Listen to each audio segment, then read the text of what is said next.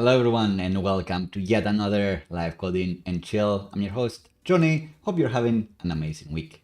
Today, it's a very exciting day. It's the channel's 1 year anniversary, and not only do we have an exciting stream, we also have a short edited video, which I love to do, but they take me so much time. It's actually going to be the first one of the year, if you can believe that. But hopefully it's a good one, and it is going to be related to what we'll be doing today. Today we'll be figuring out monorepos. We've shown monorepos in the past, we've worked in a couple monorepos, but I've only talked over the process after I've already done it. I've done my homework, I've done the prep offline, and then I start the stream and I say, this is how I've set this up. And today, we'll be setting things up from scratch, first using the package manager called pnpm, which is definitely not a hipster stack anymore. Maybe like 2 years passed to not be in hipster stack, and my favorite package manager tool. You may know of npm, you may know of yarn, which sadly dropped the ball in one of the versions that they released.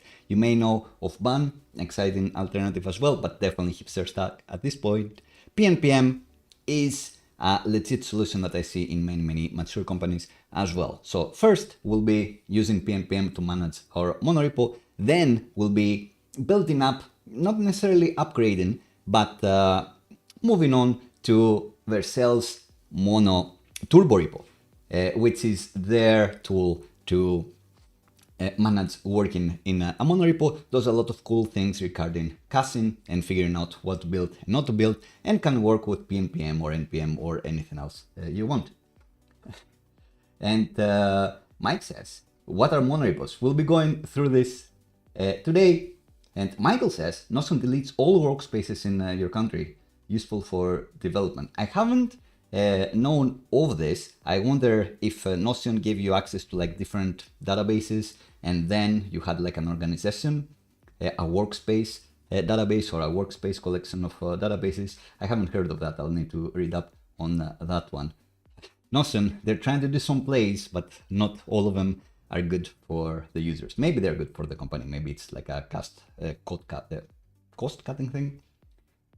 It usually is.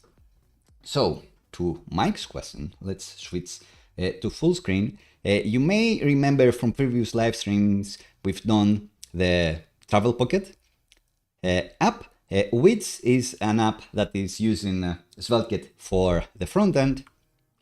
As a reminder, it's this one. It's the one that has a list of my travels around the world, usually with both my beautiful dog and my beautiful wife. Well, didn't manage to get the dog in Korea, sadly.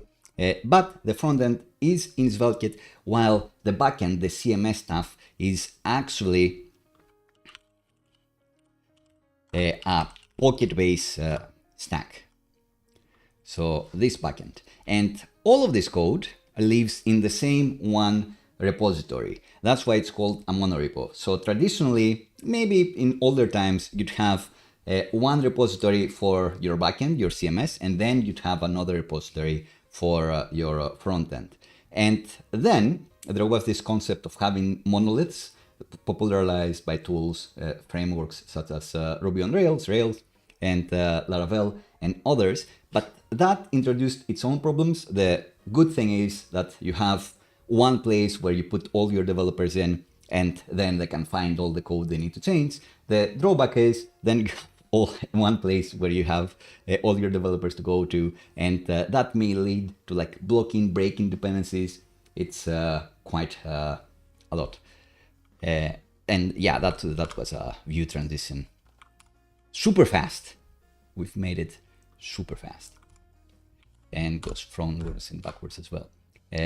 But that's by the by. So monorepos, then the monolith was the original monorepo. Then we had the concept of microservices, where it became kind of easier and maybe cheaper to deploy various microservices to do the many things that a complicated app would need. So maybe some background tasks, different microservice. Maybe the marketing emails, the user recommendation emails, maybe a different microservice.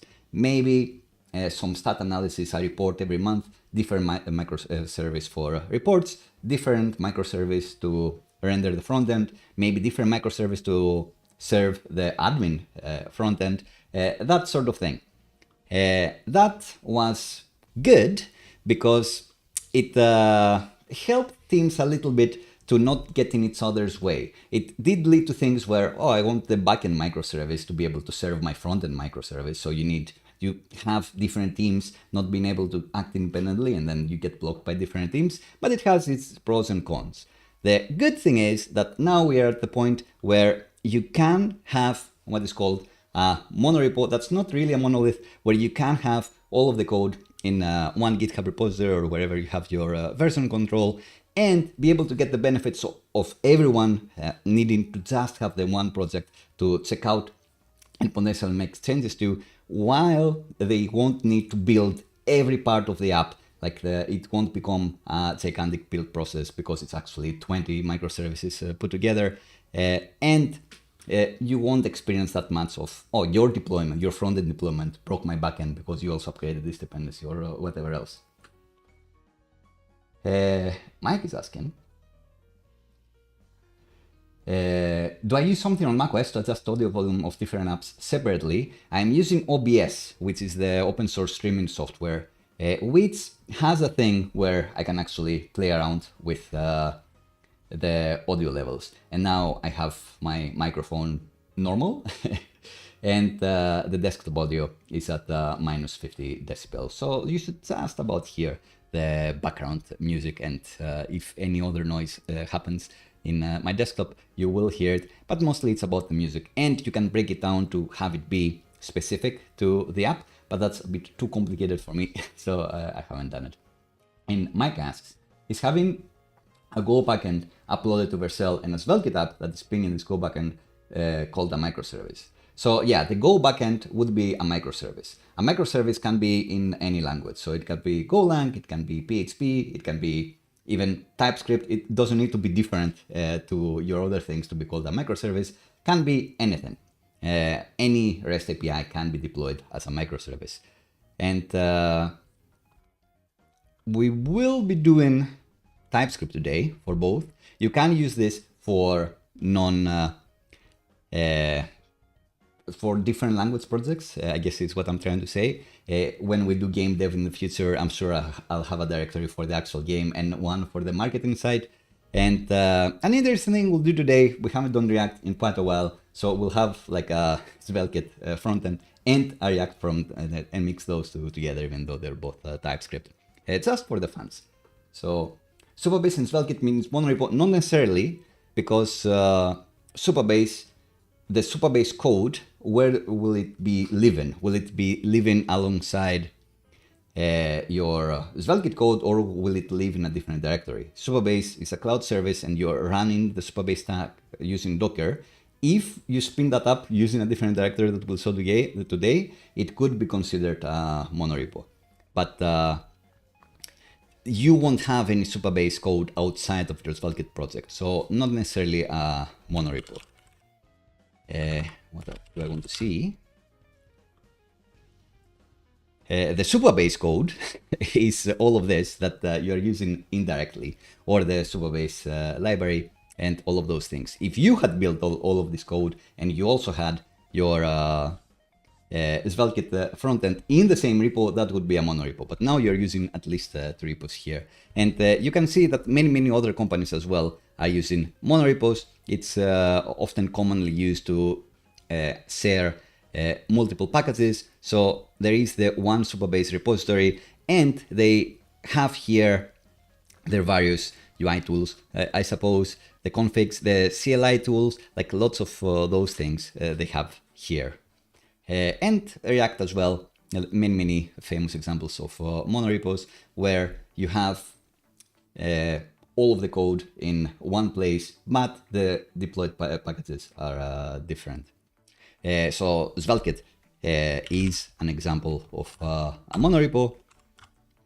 Those are better examples than the projects we've done in the past because they are much more complicated than what we have. So they have the docs documentation here, and they have many packages all in one repo. They have all the different adapters, so which you bring in if you need to deploy to Vercel, if you need to deploy to Netlify or Cloudflare Workers. All of those things live in the same repository. The wizard that we'll use today to create a brand new Svelte app is in the same repository.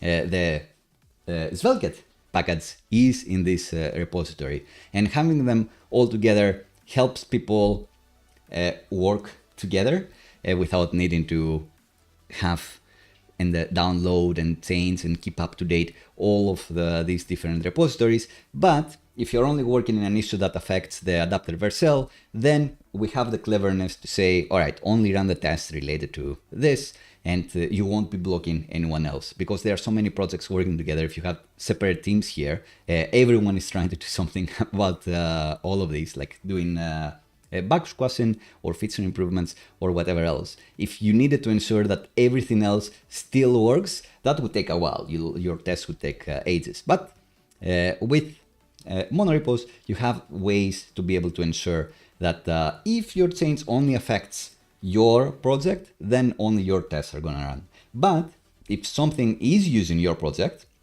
your package that you're making a change to, then the Monorepo will know and also run the test for that thing.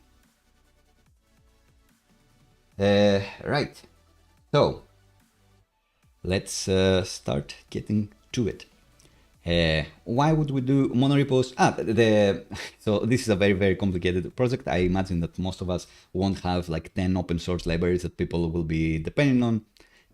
But if you are publishing Timestack, like very, very few people will have this issue.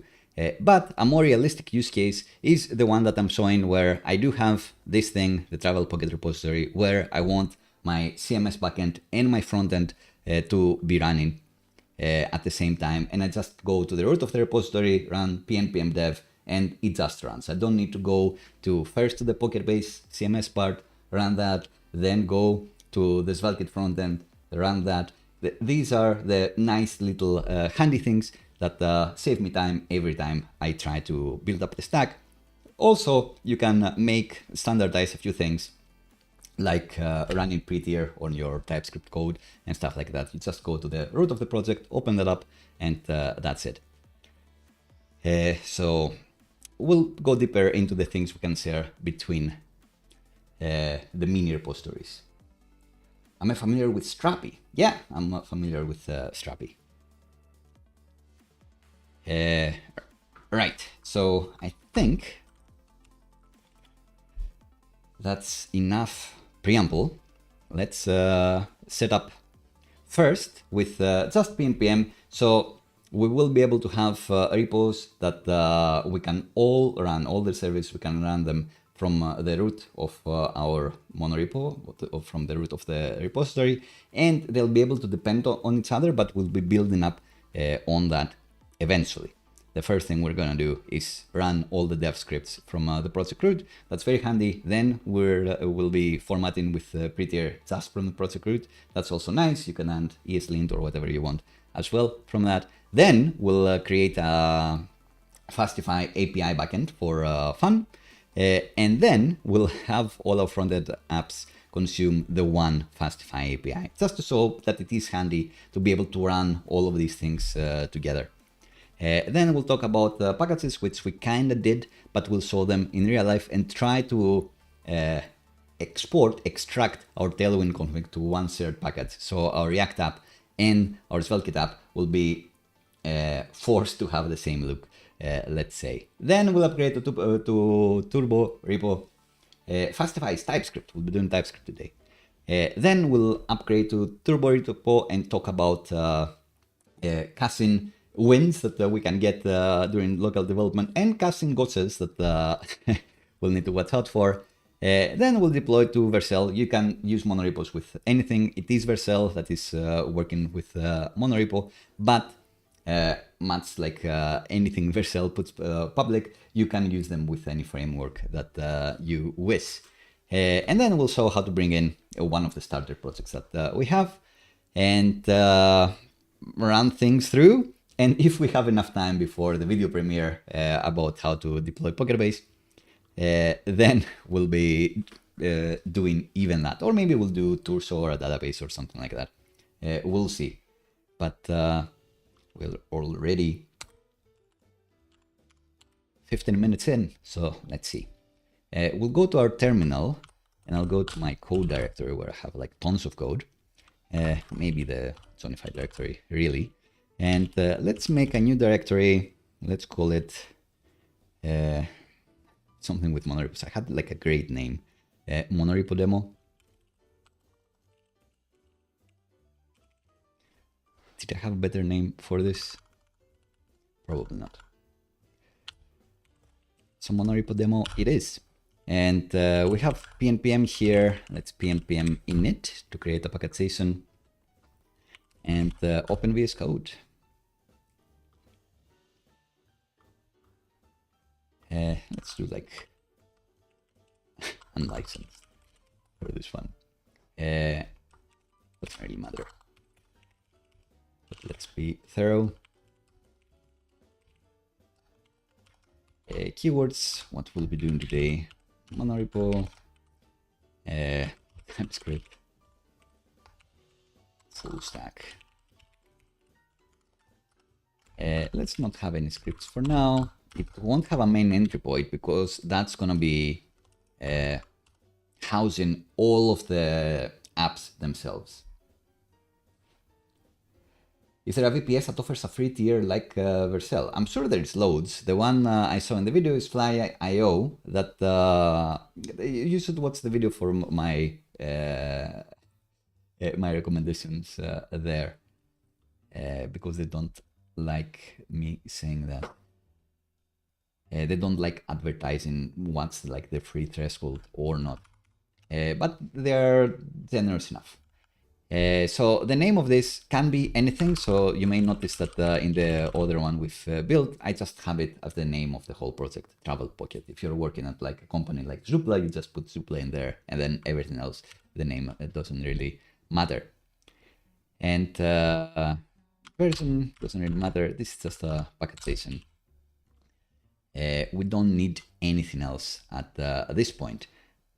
What we need is to specify the workspaces YAML and say where our apps and packages are going to be building. And for that, we need to create a workspace YAML.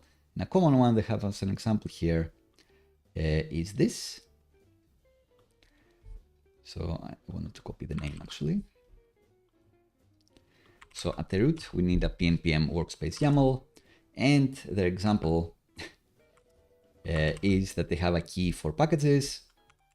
And then anything that is a direct subdirectory of packages, that's interesting enough.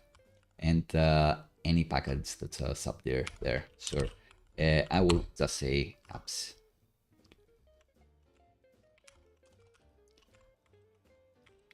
So as far as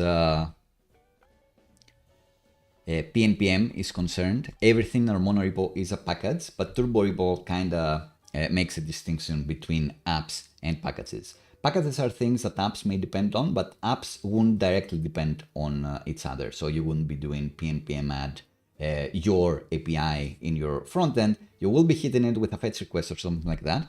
But in theory, you won't, they would be independent of each other. They can talk to each other, but not through code. If you wanted to have helper methods that you bring in, like some wrapped fetch calls to use to consume your API, then you'd probably put it in the packages directory. But it doesn't really matter, and I do find that even making it scan like deeper into, it doesn't really matter. But this is a common convention. So you have an apps directory and a packages directory. Is that the one that I actually adhere to? Yes, I have an apps directory here. Cool. And let's create that apps directory. And in here is where we'll put our SvelteKit app first, then our React app, then our API. Question by Mike is why not use Bun? Bun is definitely cool, but hipster stack. And I wanted to use something that's more trialed, more battle proven. And for that reason, I chose pnpm. I have done Monorepos with bun as well. Especially if I want an Elysia backend instead of Fastify, I would use bun. I think that is JOHNNIFY itself. Bun, I think so. Yeah, so I'm using bun for this one, and I'm specifying in a different way what the packets are. But that's something that we'll get into in just a moment. I've question by Mike is, have I tried Astro? Astro rumors are Astro can handle React, Svelte, and Vue at the same time. Yeah, I've done live streams on Astro. You should have a look at it.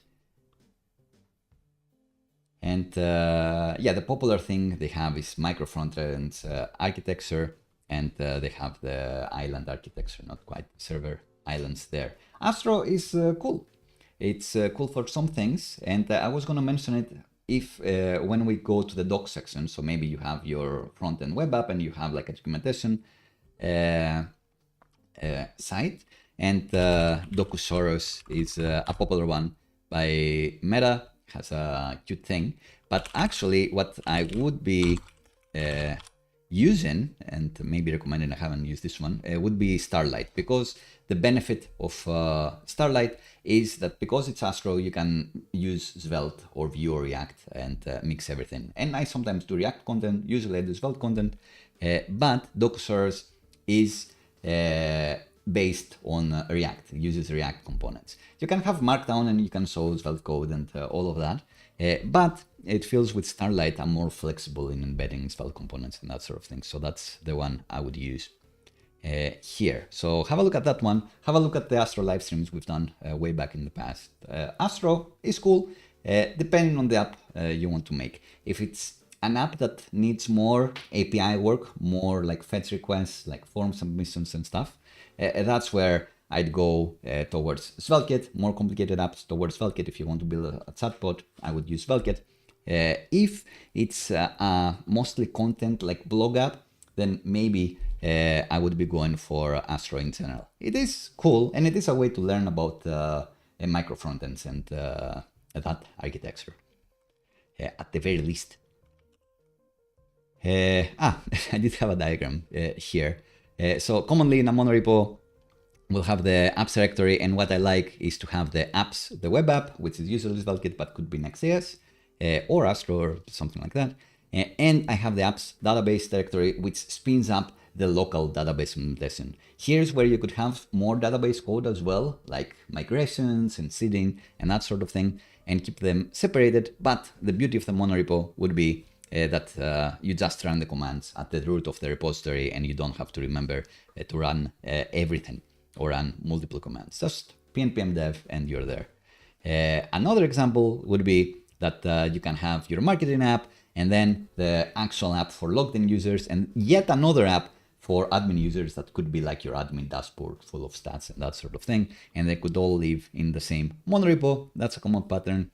Another one would be you have your web app, and then you have your docs app, which could be the Astro Starlight thing that I just talked about. And then you have the packages, you have your Tailwind configs in your CSS package, and maybe you have like some UI components in order to ensure that the web app has the same look as the docs app, which you don't really, most companies don't care about that. Most companies have their marketing site looking one way, and then their actual app looking a different way, and then their documentation looking like nothing.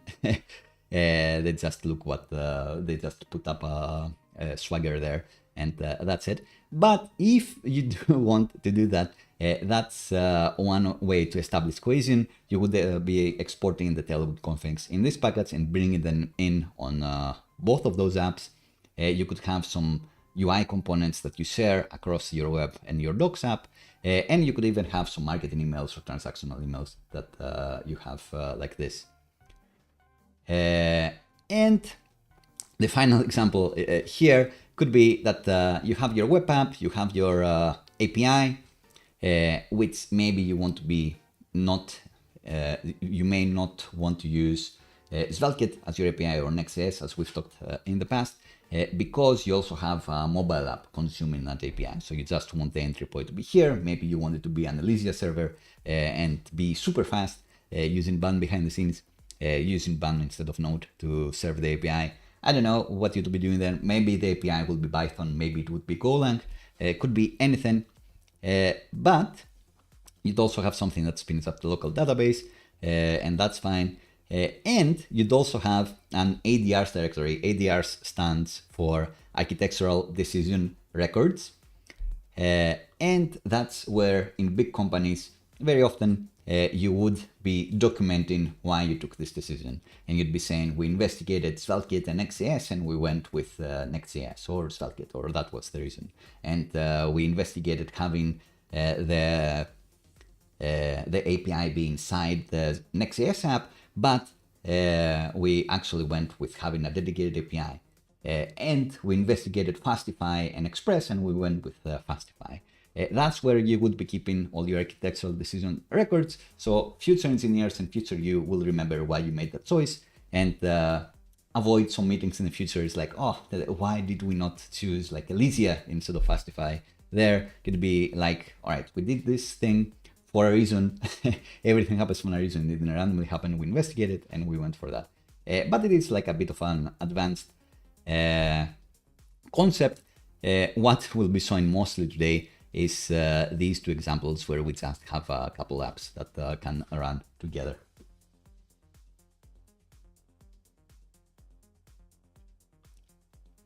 Right. So with that recap done, I think it's time to add a SvelteKit app.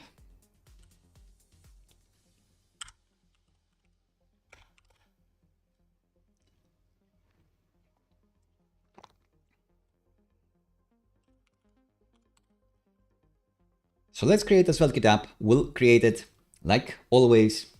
You could create it by starting from one of my starter repos as well, but we'll try to do what it says here. It's all I want is like to copy the first thing. And you do that the same, although go to your terminal in your Monorepo and make sure to go into your apps directory. And then you can pnpm run the wizard and also specify the name that you want the app to have. So usually I'd call it web because I like having the web and the API apps, for example. But today we could call it like Svelte or SvelteKit or whatever. And then we can call the other one React. I don't know if that's realistic enough. This could be like the admin. Let's call it web. Let's call this one web, actually, the standard thing. And let's use the skeleton project, not the one where we can play Wordle.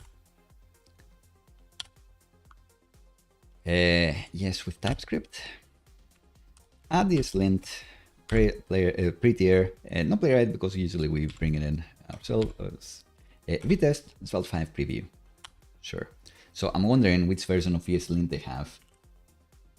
How did I color my terminal? So that's a big stream for sure.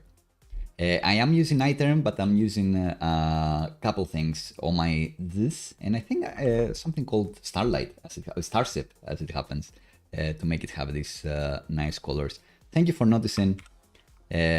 Also notice if I do code D for code games, it goes into the game directory where we have the code, like the code symbol, and then the joypad symbol here, which I think is quite cute and worth the time I spent to configure this. But yeah, look for something called Starship for iTerm. Right, so we made the web app, we can cd into it and pnpm install everything. Oh, there is a pnpm update. Let's use version of Node 20 and try to pnpm install again.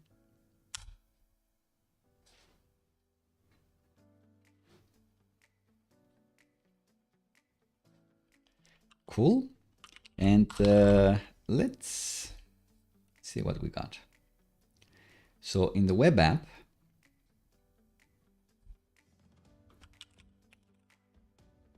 great, no Monorepo added. Maybe at the root of the project, we should have done that in Monorepo demo. Let's say, let's initialize the Git repository with Git init. And see what we got here. This has its own git ignore, which is fine.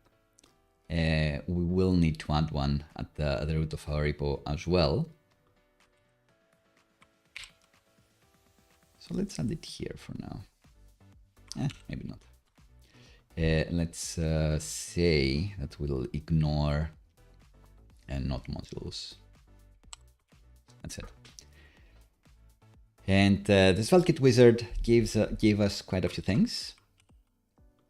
Let's go into the apps directory for now, just to see the app. We can pnpm dev to start the app. And there you go, like no dark mode, no nothing. Doesn't look great, but it is running on localhost 5173. However, you may notice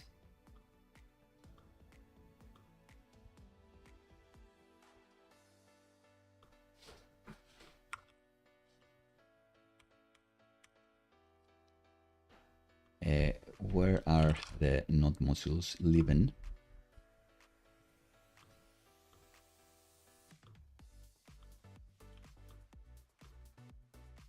Oof, quite a lot of the dependence there.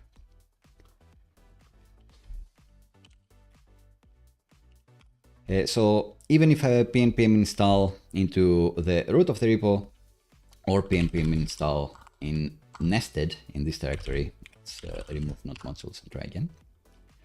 It will work the same because we have set up the workspaces correctly. So pnpm will check these directories to see if they have their own package.json there, and therefore there is an app running. So you can see that this is still running just fine, even though we deleted those node modules. So I don't want to show this anymore. Don't show this anymore. Maybe keep this. We'll see. So we've started the project. We won't do anything fancy here. Let's add a Next.js app in order to progress to the point where I don't want to go into each individual directory and run the dev script. So let's see how the installation goes there.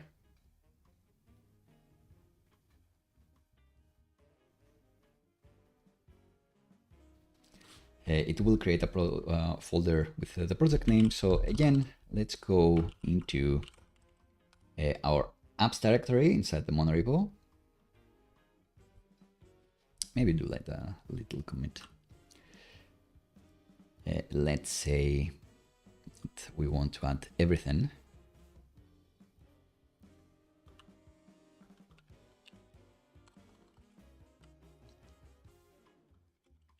Monorepo scaffold with the Valkit app.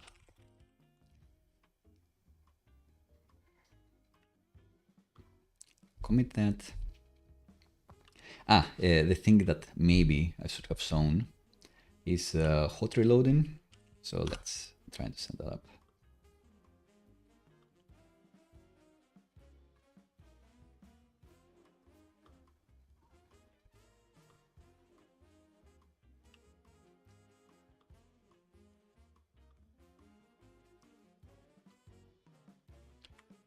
So let's actually go somewhere in Valkit, like in this page.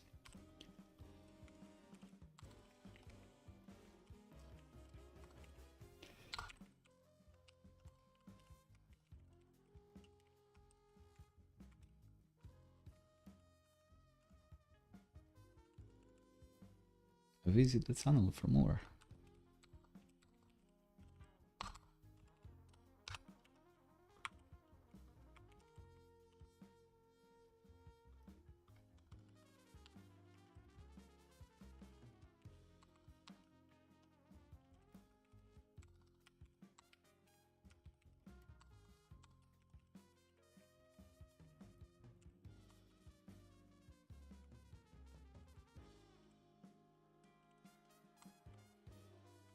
So you can see I make a change here and it does update live.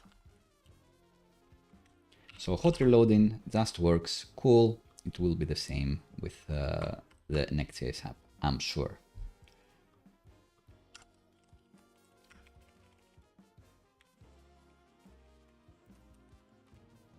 So yeah, let's have this here. Cool, beautiful. Let's move on to the Next.js part. Next.js will have a wizard as well. In the apps directory, so in our Monorepos apps directory again, you can use npx or npx, doesn't really matter. It will not do anything crazy. What is your project named? So let's call this like admin. So let's say that because there are so many charting libraries for React, we want the admin stats dashboard thing to be Next.js. Let's say that's the use case that we want our frontend app for real users to be Svelte, but we're forced to use React and Next.js for the admin backend. Or we're not forced, we made the decision to use Next.js because we wanted to leverage all the, what you see is what you get editor libraries like Slate or whatever that that are made for React. There aren't as many for Svelte. Let's say that's the reason. Would you like to use TypeScript? Yes, please. Yes, lint. Why not? Tailwind? Yes, interesting. Source directory? Yes. App routed? Yes. Customize the default import alias. I don't want that. Cool. So I'll pat myself on the back here because all these default choices are things that I've been advocating for years, which is awesome.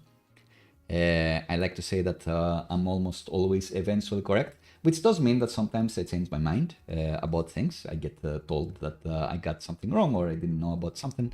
And then I have the power to change my mind. More people should have this power. Anyone can have it. But sometimes I think that something is best and it turns out that was the best thing all along. So this goes to all the Tailwind haters out there. There you go. Next.js wizard asks you if you want Tailwind. Let's see if we can get it in this Velkit wizard. That will be the day.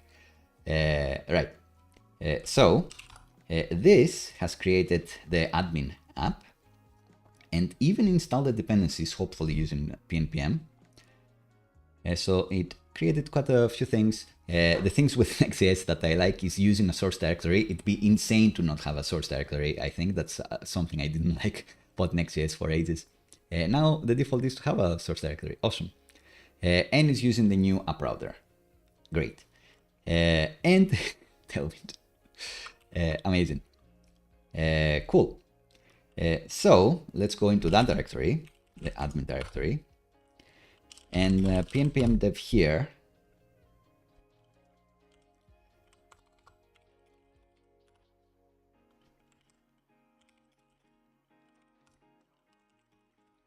For some reason, my Volta thing isn't quite working, which used to change the version of Node to the correct one. So let's add an nvmrc, the root of our project here, with Node version 20. Right, so localhost 3000, will we get a React app? Yes, a Next.js app, which we can get started by editing something. Let's see if hot reloading works there. And let's open it here, new tab, plunk. So Svelte app, Next.js app. Let's see what they got. In the source directory, this page, get started by editing. They have a non-breaking space, which I like to call as noob space. Interestingly enough, they import SVGs as images because they are cowards. They're afraid to add SVG, go by default or something to import SVGs. Interesting. Anyway, joking aside, the layout, does it have anything? Not much. But here in this page, what do we want to say? Hello world.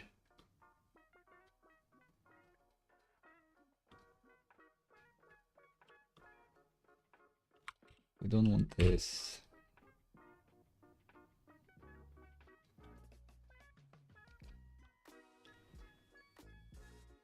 We can keep the logo.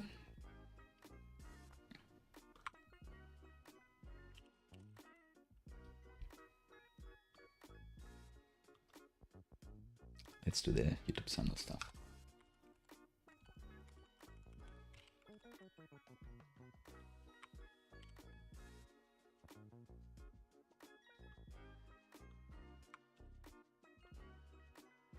Oh, it is a link. Where is the href?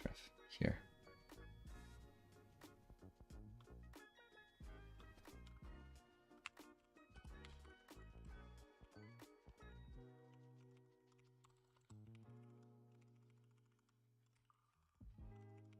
It's not a JOHNNIFY live stream if there isn't a bit of horse around.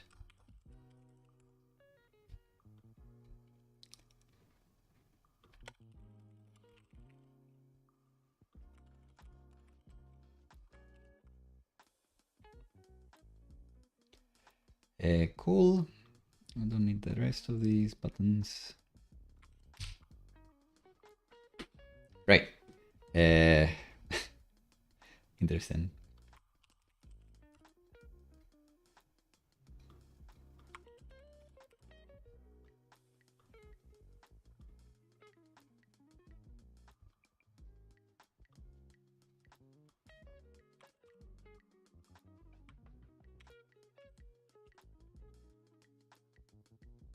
What is this doing? It's doing the gradient. Let's see. All right. Svelte app, Next.js app, they bring in Tailwind and have images, so it looks cooler. But keep in mind, with the Svelte wizard, you can also choose to have the Svelte app that where you can play Wordle in. Maybe we'll add that later. So even though this looks cooler, sometimes you want to start from this. I still think there is like tons of steps that you need. That's why I have my starter projects that I always start from. But hey. So hot reloading with both apps work. What's the next thing we want to do? Run all the dev scripts from project root. So you may notice that kinda annoying thing is that maybe I commit this, I push to production, you want to check out the project, then to see every app that we have, you need to go into the subdirectory and run the Svelte app, go to the subdirectory, run this app. This is one of the problems with Monorepos. If we had 5 apps, like an API app and a docs app, for example, then you already have 4. Not unrealistic, like kind of realistic example. And if you have local dependencies like the database, then even more things that you need to spin up. You don't want to go into every directory, figure out how to run everyone and run it yourself. You don't have enough windows in your life, not enough time in your life to do this. What you really want is to go into the root of the repository and run a dev script, and then it runs everything, which is what we'll do now.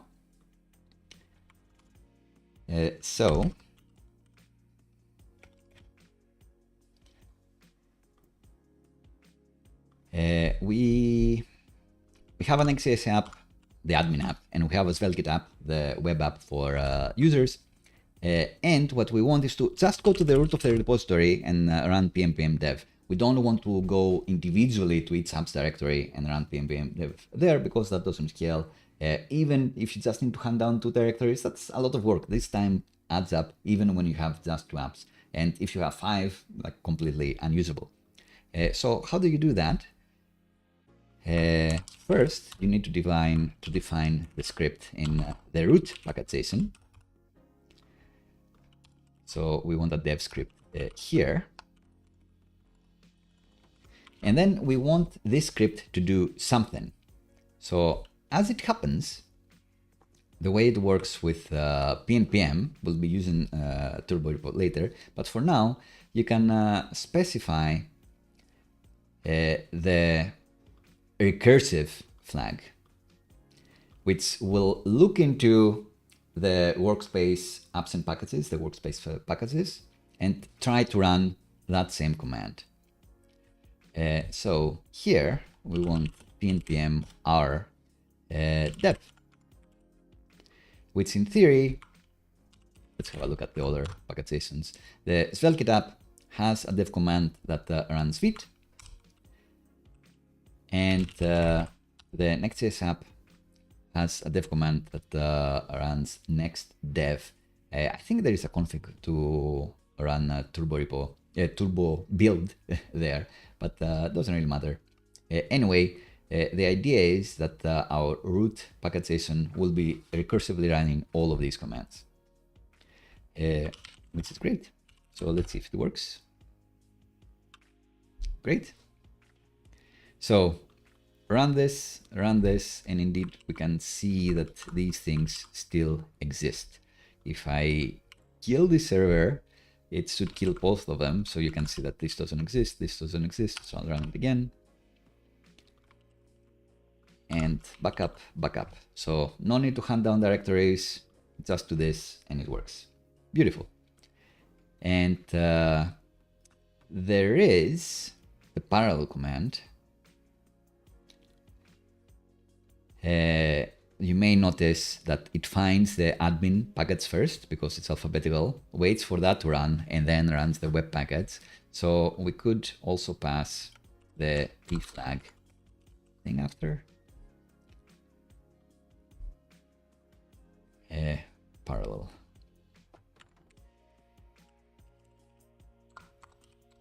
Let's make sure to spell it correctly.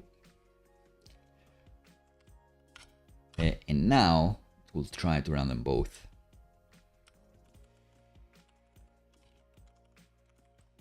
Put it here, maybe it's better. Yeah, so you see it starts them all here at the same time. Great.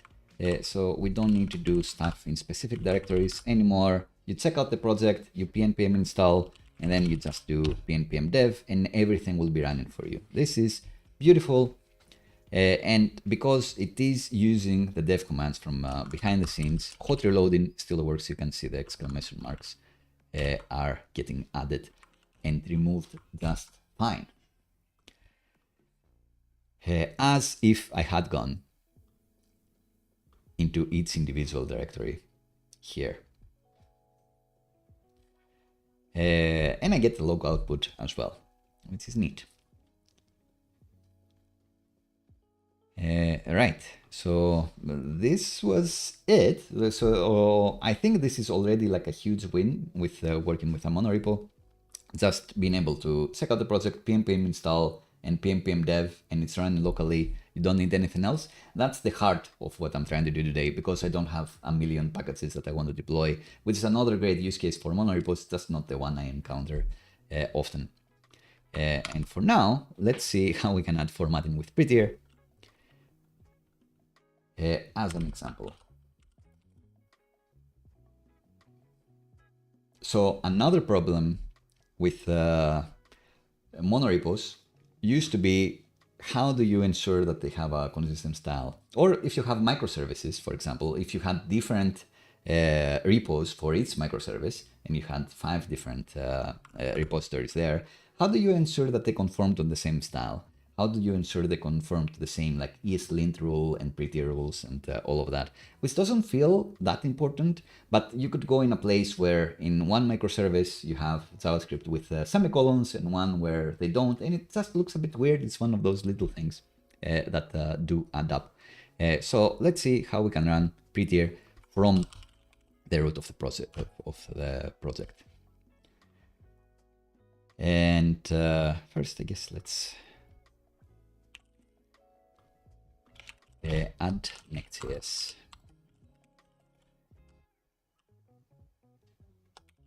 Admin app. And everything good. So, time for Prettier. We can pretty much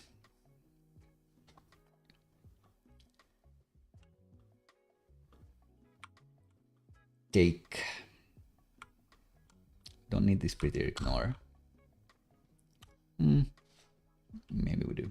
Let's take both the Prettier ignore and Prettier RC, cut them and put them at the root of our repository. Let's remove the Prettier dependencies from here.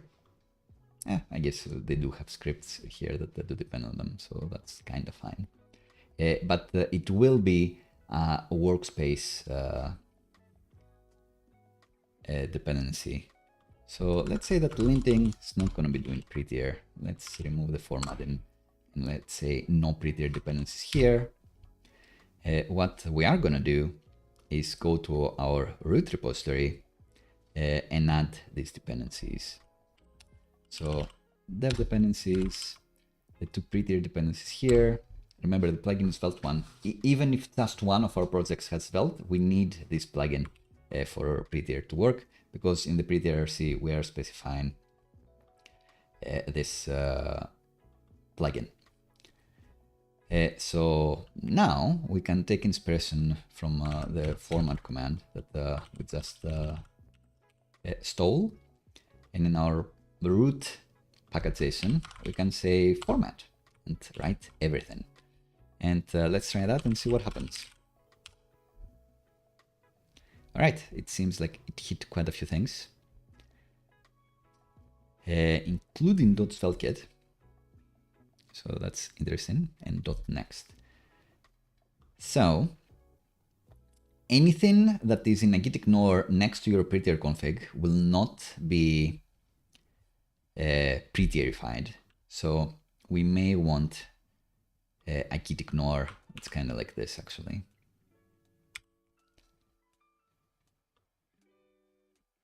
So what if we didn't have a git ignore here?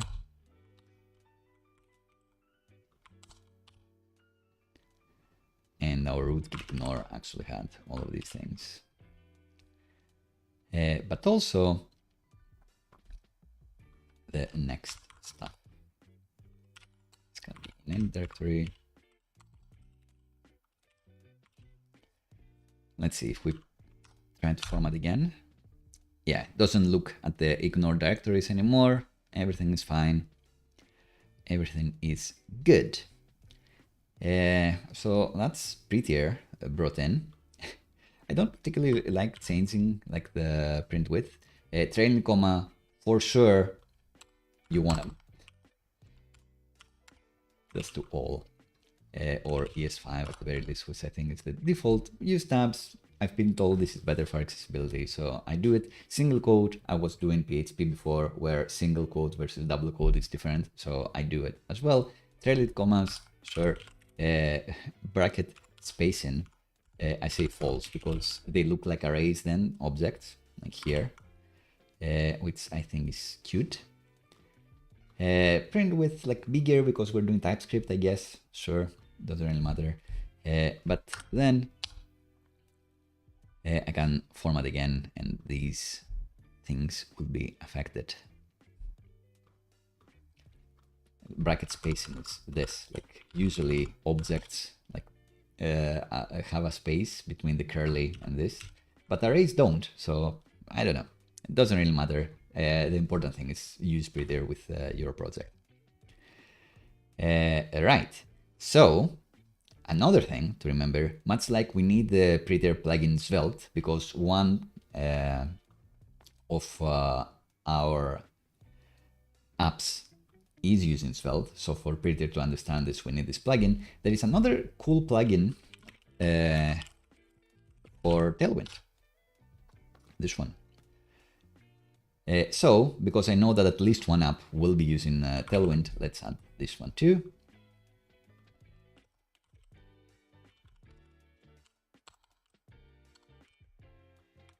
But now, interesting.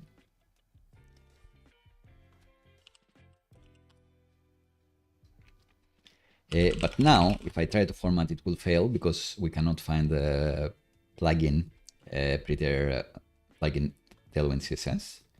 So I want to add it as a dev dependency in the root of the project, but we are in a monorepo.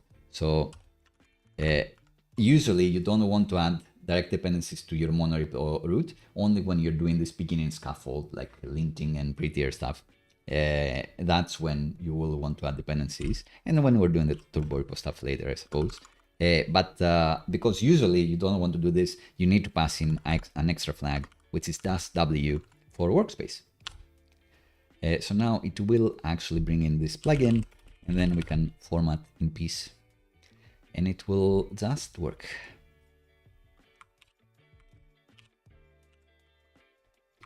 Where is it looking for Prettier? I think. Who knows?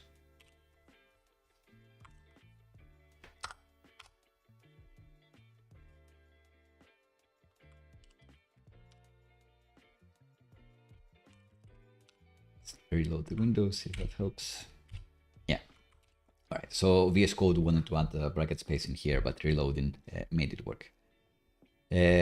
Cool. I think this is it for adding Prettier to the root, and I guess we could have a look at ESLint as well, which I'm not a huge fan of. Definitely when you're doing React, you should be using ESLint because there are gotchas with hooks that ESLint will tell you what's up. But Svelte doesn't really need ESLint. I don't think it benefits from it. It has its own Lagoon server that will give you some hints if you're doing something wrong. So I think for Svelte projects, it annoys me more than helps me, which is the place where TypeScript was like 5 years ago. So maybe I just need to stick with it. Feels unlikely. Right.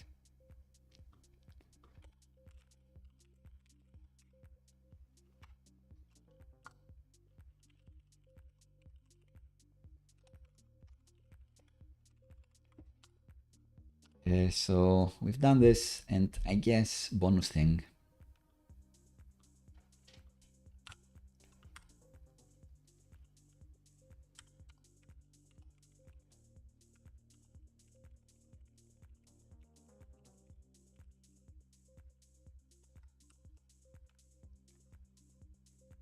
Let's try to reestablish our learnings.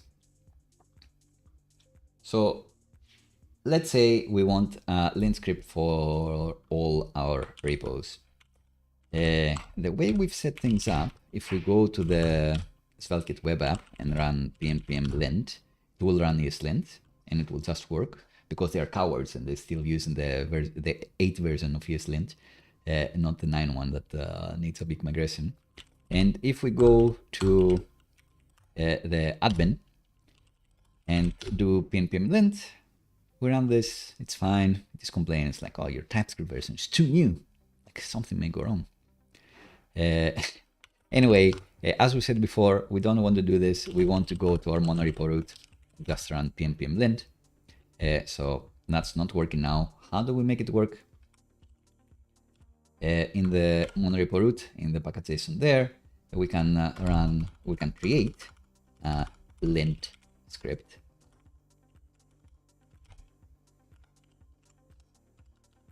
And it will be like this one, could be parallel and recursive.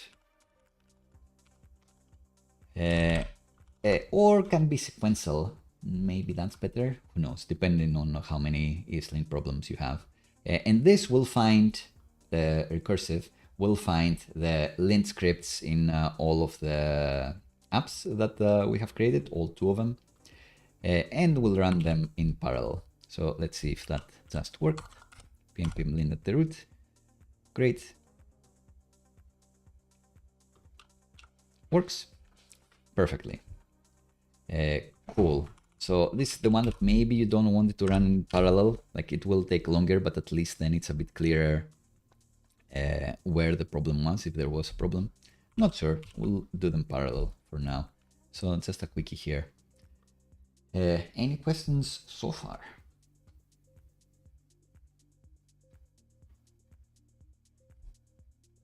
Any questions so far? Next up will be creating a Fastify API, and that's because We want to have both of our apps consume the same API, just for the fun of it, and so something. If you have ideas of what you want me to scaffold there, let me know. Yeah, both of these apps will be consuming the one API that we're going to create. Showing yet again why Monorepos may be helpful. And then we'll move on to talking about packages and that sort of thing.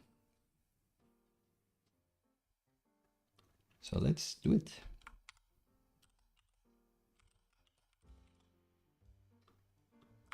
Fastify Express remains the most popular way to do TypeScript APIs, JavaScript APIs really. But I love Fastify. I have been liking Elysia every time I tried it, and the way you can easily add Swagger stuff and how fast it seems to be is great. But again, like Bun, it's definitely in the hipster stack category. If I'm consulting, I'd say always.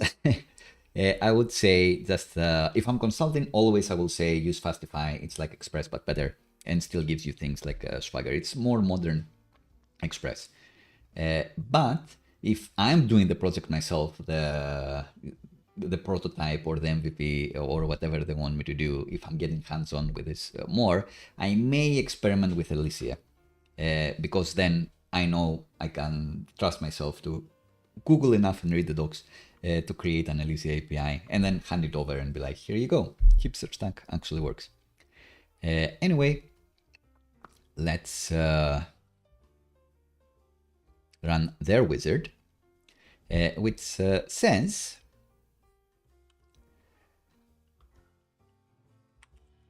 that we need to go into our apps directory yet again because we're on Monorepo, and in here we're gonna be running pnpm init Fastify to run the Fastify wizard.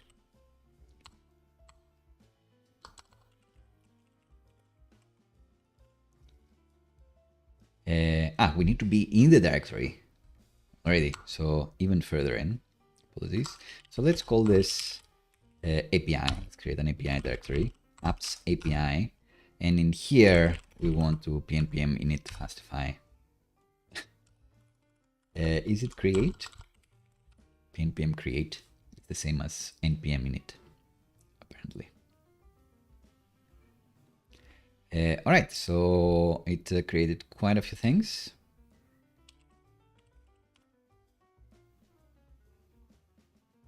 Getting installed into the root node modules. Let's see what we got. So in our apps, we have an API app now. It has another git ignore, interestingly enough. So maybe we don't need. What are all these things? Who knows? Remove. Is there anything actually interesting? Let's have a couple look. Runtime data. Maybe this. Nah, it's something that you should take care of in the repo. It has some non-collocated tests, interesting. And it is using JavaScript. Oh, this is useless. Should have done Elysia for sure. Anyway, is there like a flag for TypeScript? Usually I use like a starter or something. You can do it.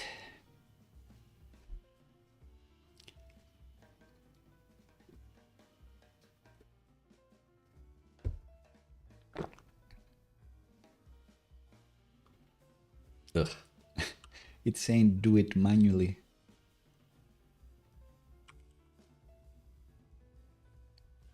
So let's do it manually, I guess.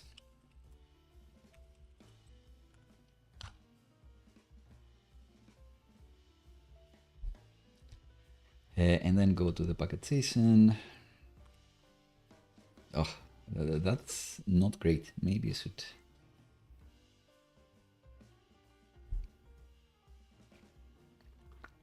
Maybe I should do Elysia after all, even though we're not using bun. Anyway, doesn't matter. We have the app.js here.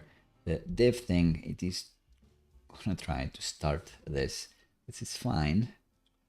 License, we don't want another one. Let's just get going with this. So if we run the dev server here, it will start the dev server in localhost 3000. So maybe we need to specify a different host because that conflicts with our Next.js app. So maybe here. Does it take a P4 port?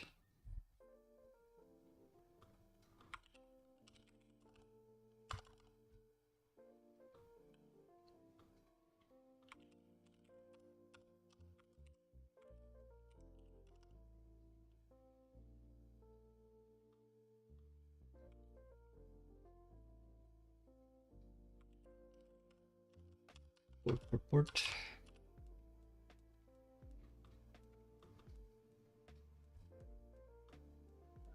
Oh, it's here.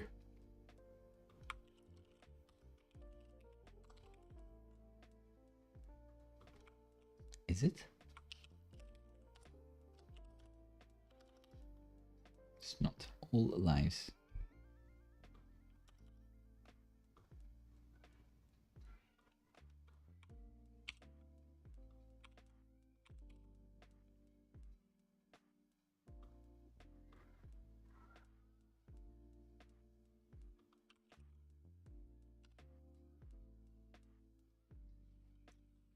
I'd prefer not using a wizard for this. Anyway, so the options is this.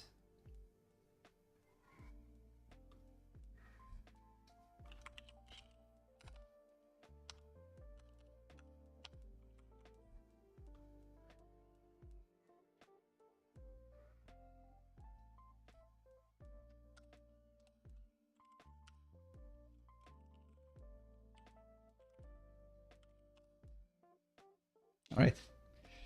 So for dev, those look like you can pass a port like this. Maybe not.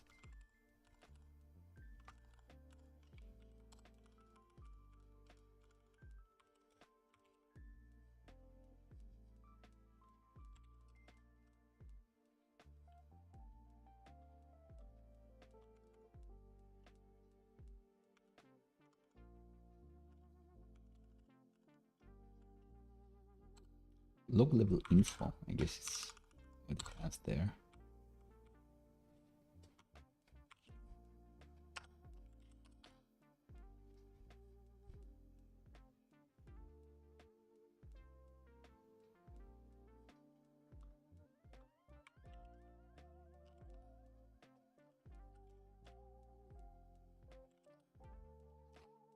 Just did it twice.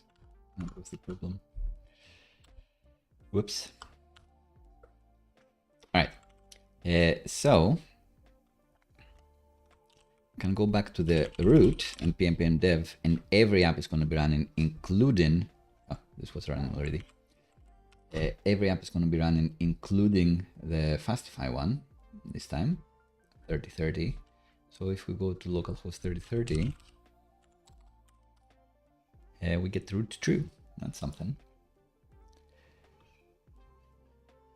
So let's, what should we return here?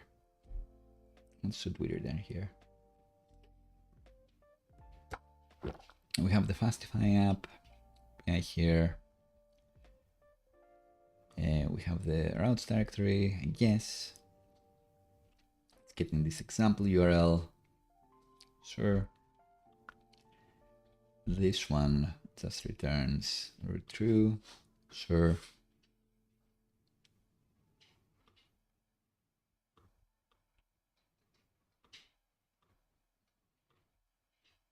It's this.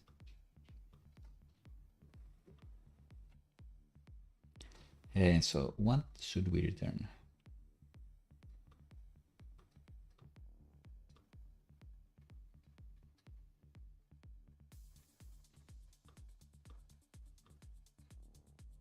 The time, server time, boring. Should we ask ChatGPT? Return a random color.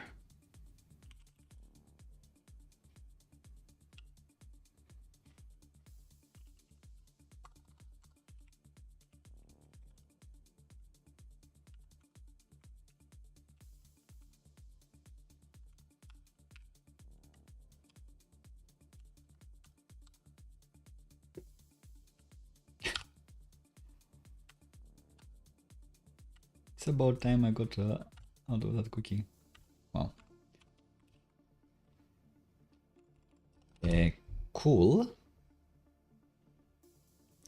And we also want, what do we also want?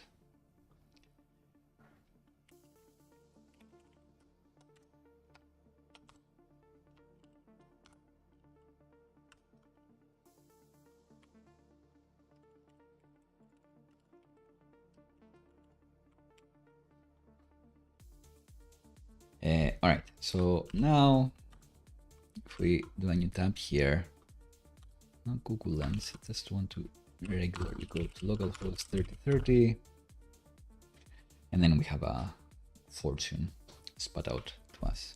Good.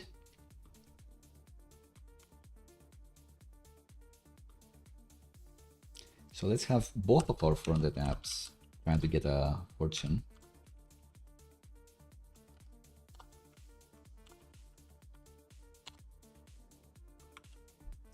Have our API spit in random fortunes, not that many. And now,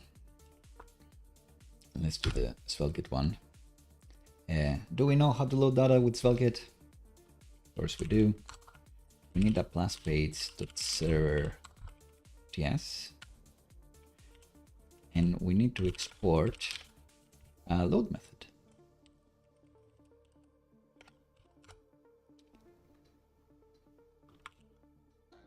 And is that a server load?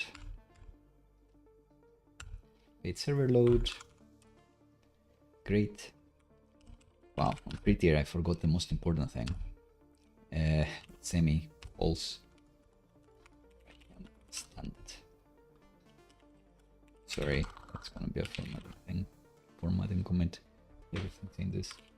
Can't stand it. Right. So here we want the built-in fence, the magic SvelteKit fence that SvelteKit has for us. And let's say that we want to hit that API that we have running, but where is that API in? Good question. We'll need a .env.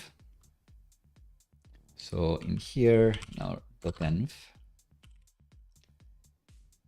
in this SvelteKit app, we're gonna say API URL. And for now, it is gonna be localhost 3030, as we saw. But that's actually the local version.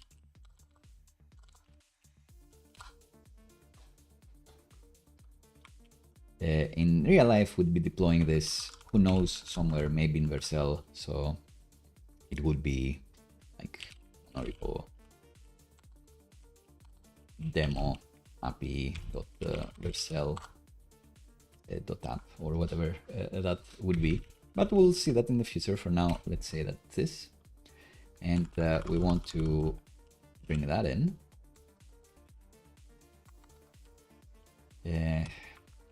What should we call this? Let's call it internal API URL.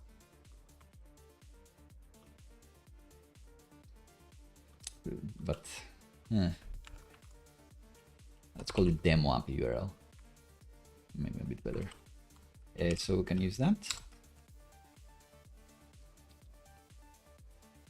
SvelteKit is not willing to bring it from the environment. It may need help. Can do it. Oh well.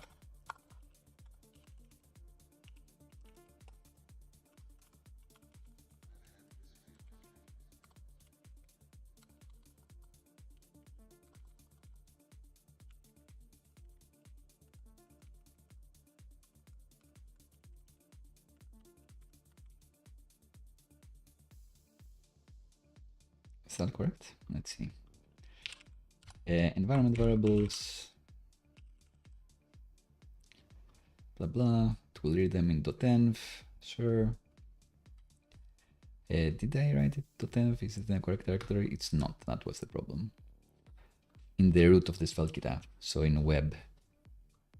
All right. So now autocomplete should work. Yeah. And static private was kind of correct.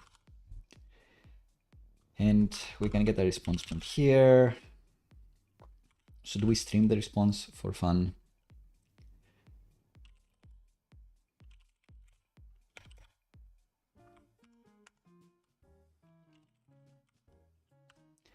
JSON of that. And return fortune. One of the reasons I don't like is lint. It has like the red underline. Like I know I'm not using it. It's like a bit opaque, a bit transparent. Anyway, we have the fortune here. And magically, with SvelteKit, we can have a script tag here.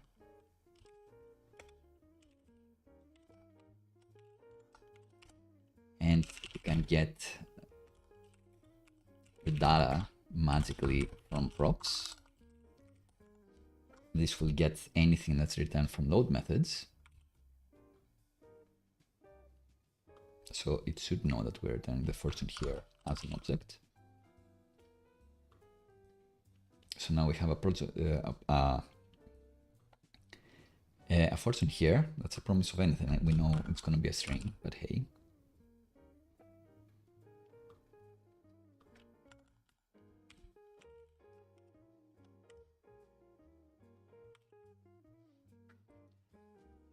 And in here we can await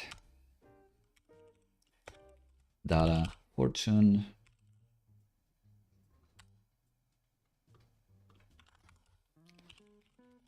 It's in your fortune. And say your fortune is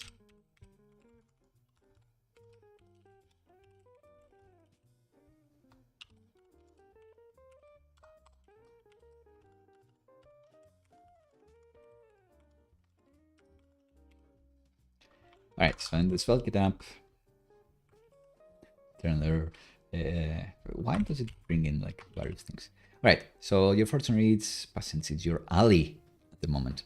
Don't worry. What? I don't get it. Is it supposed to be a pun? Diligence is the mother of good luck. Sure. I don't like this one. Can I ask Advanced PD, please generate?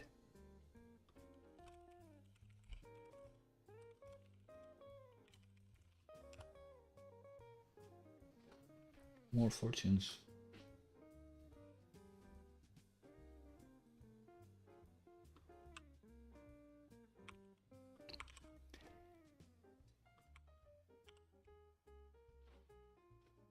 A smile is your personal welcome mat.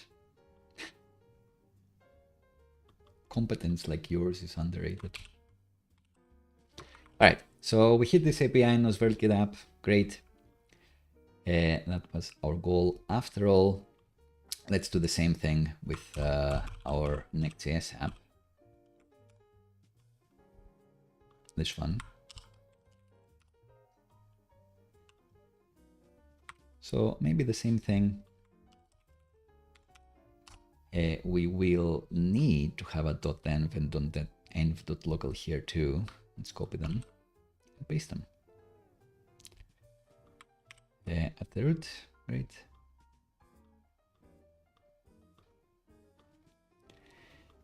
And in here, how do you load data with Next.js? How do you stream it? Ugh. Not this app router.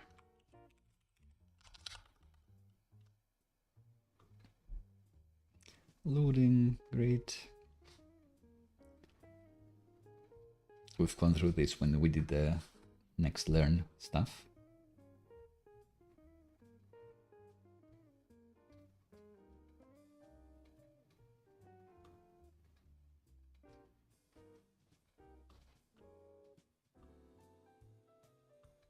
We just do it in a component.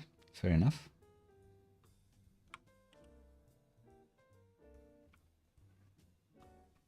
This is React now, after all. And yeah, we won't do like loading UI and all of these things. So let's just export this, and whatever we did in our page server, this thing. We will just do in the page being async, and it will just work. Yes, so.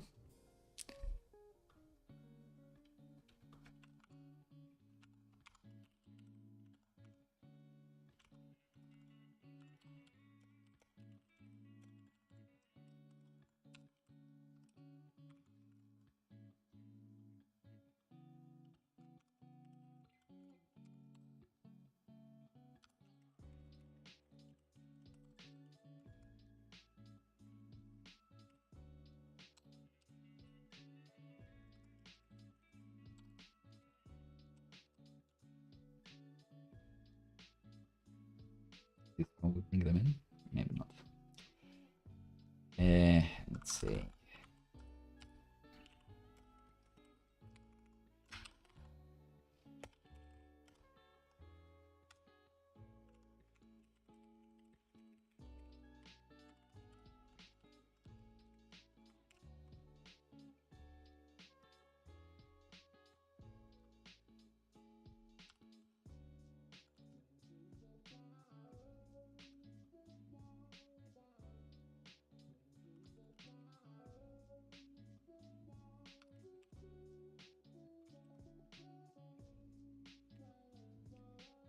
All right, here you go. Your fortune reads, "It's about time I got out of that cookie." Ha. Funny.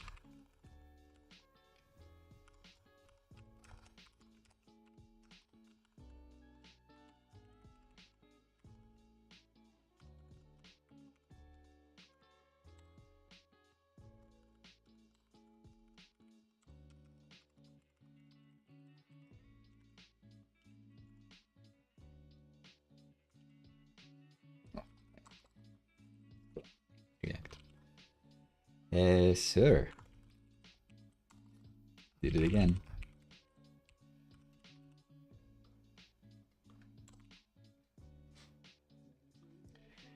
All right, so we have this. Maybe we want it here. It doesn't really matter. What matters is that we have both apps hitting the same internal API. The idea with Monorepos is you can have a team working on the API and independently deploying stuff that are still made use by the other two apps. And if you have people comfortable in TypeScript, why not have them work together? So you can have maybe the user-facing app. Maybe one team will be responsible of creating a new feature in the API, a new endpoint in the API, and then it gets consumed by the user-facing Svelte app, and then the admin app team also finds that they can use it, they make use of it, and in the next release they add the functionality there. Anyway, the idea is, there you go, fortune red in the Svelte app, fortune red in the React app as well. They're hitting this API here. And clearly this is cast. I don't know what the default casting is, but I keep refreshing and I keep getting the same thing. But if I hard refresh, then I get something else. Interesting. Interesting. So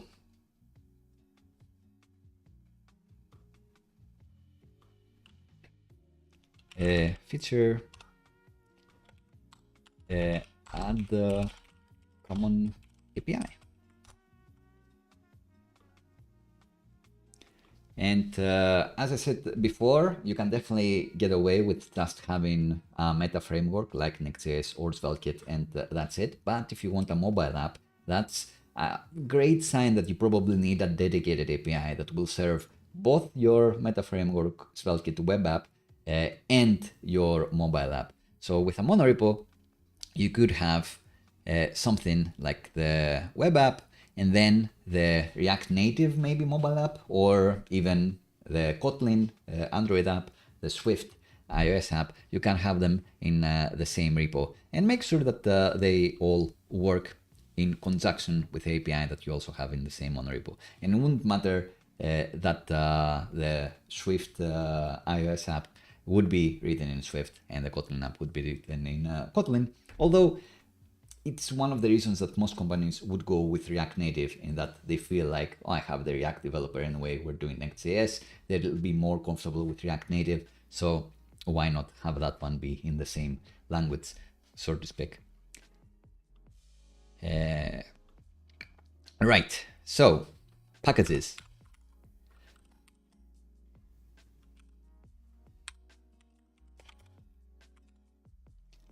So a common example that we came to, thanks to Mikey asking about this, is that Svelte is making heavy use of a monorepo, and is an example of having many packages all in the one monorepo. So all the adapters to deploy your Svelte apps, the Svelte wizard, the enhanced images packets that maybe you don't want, but I do. The migrate helper packages that help you get from one version of Svelte to the next if there is a big migration, or a Svelte language migration even. All of these things live in the same monorepo. That's a very common use case for monorepos. It's just not one that I encounter because I don't have open source projects. Even the code that I have out open source and free is not a library. It's something that you're supposed to take inspiration from. You can start from the starters for sure, start your own project there, but it's not like I will publish a new version and a release and then you'll need to sync this up. You won't be depending on my code. It's not an open source package. So this is a very common use case that as a consumer, I know of and make heavy use of, because I'm using Svelte, I'm using like Prettier or whatever else, Tailwind. I'm using all of these things, all of these big popular tools that are using monorepos to do packages and version control and stuff. But personally, I don't use them for my own stuff because I don't have open source projects and libraries. So we won't be going further into this and doing change set and releases and counting versions and all of that. If you want an episode on this, let me know and we can see to it. But sometimes, in the very rare case where I do have two web frontends, as in this demo, for example, where we have the Next.js frontend and the Svelte frontend supposed to be the web app for real users and the admin backend, you may want to share internally a few things, a few components.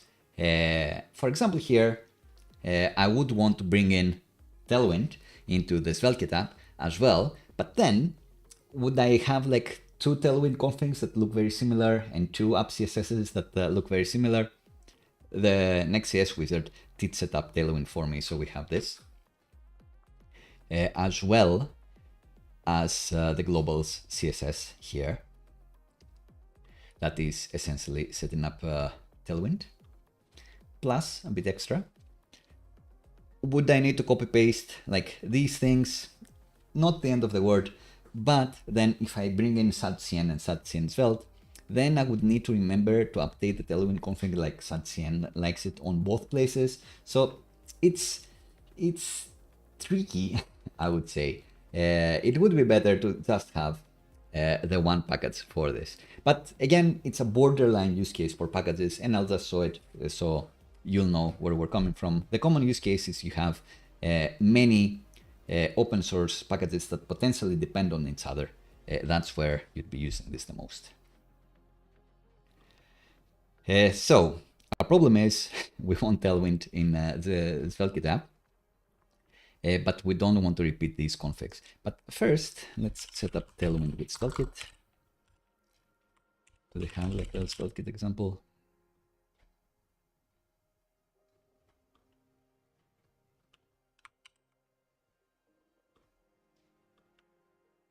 They do. So I do want to go into apps web,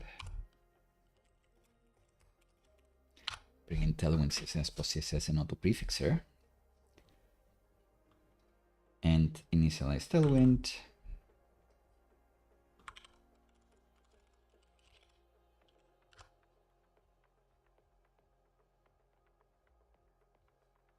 It will land a post CSS config, sure.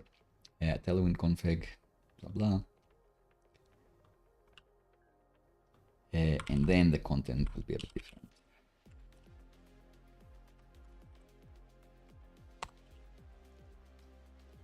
And then we want an app CSS in the SvelteKit app.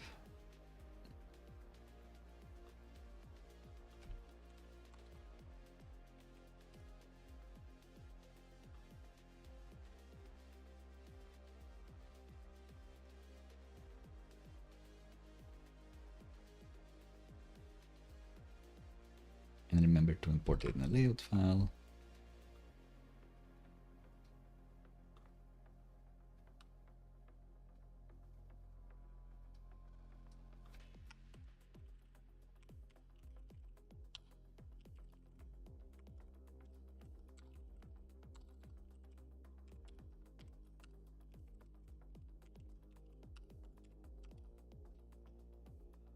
And here, remember children.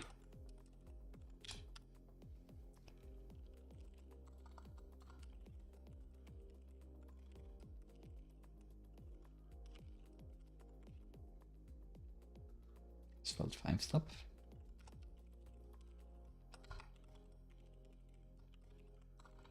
No need to focus on them really.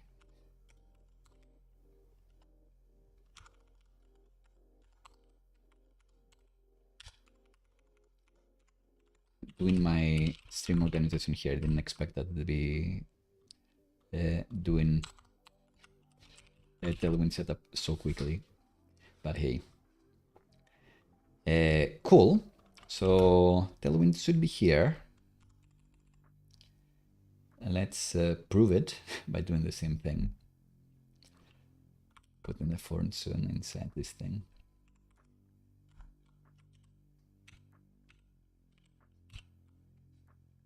But this is class, not class name, like HTML. Maybe restart the server.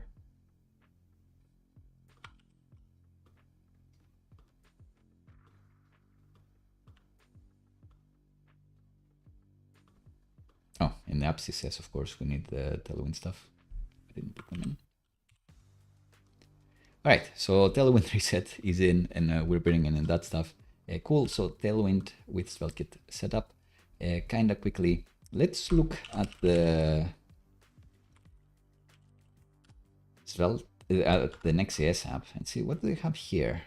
They specify these things, but nothing related to Tailwind really, besides this text balance one. So this one we can maybe we can make use of.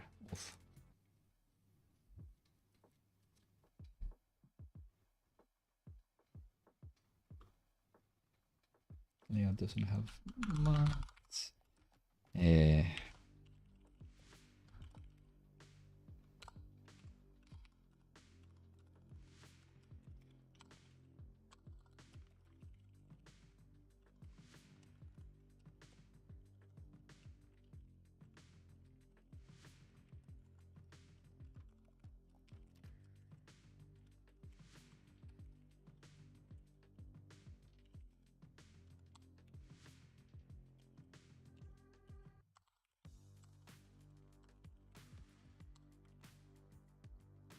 So should we copy all of this? Maybe. For this SvelteKit app too, to look a bit better.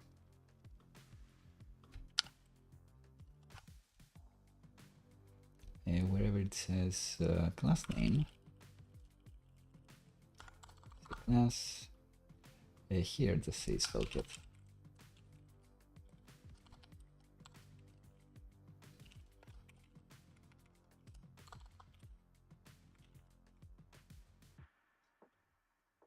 And here is where we'll be putting in our await block.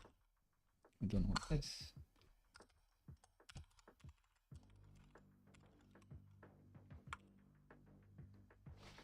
All right.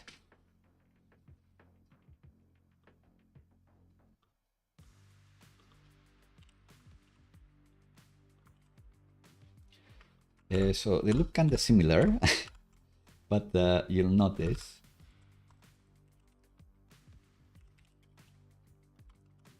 that it's missing the neat background. And if we were to use some things like primary colors, so what I like to do with Tailwind is to alias a primary color from the Tailwind palette. So if I look at the Tailwind palette here, try harder, Sonny. Tailwind palette.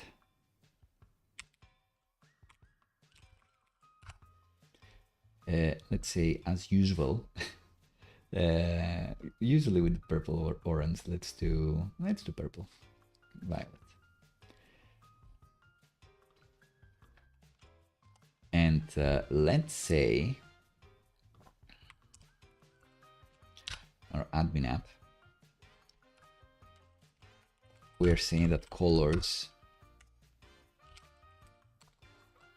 primary is gonna be from Tailwind. So do they have an example here? I think so. To import the colors packets.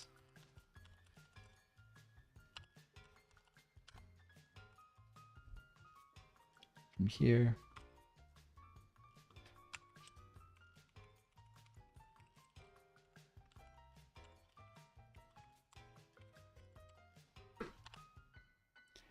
And primary is going to be color violet. And in the Next.js app,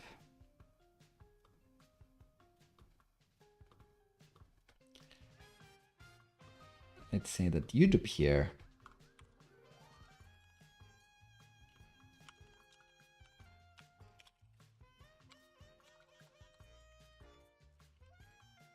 has a decoration primary 400, which I can add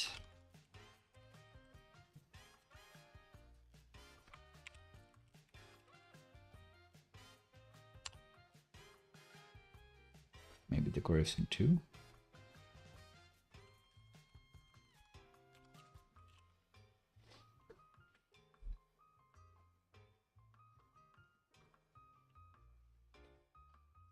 Decoration solid.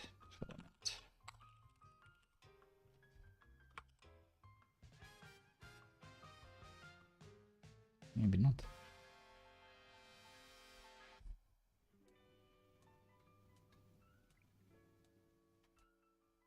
It needs underline too.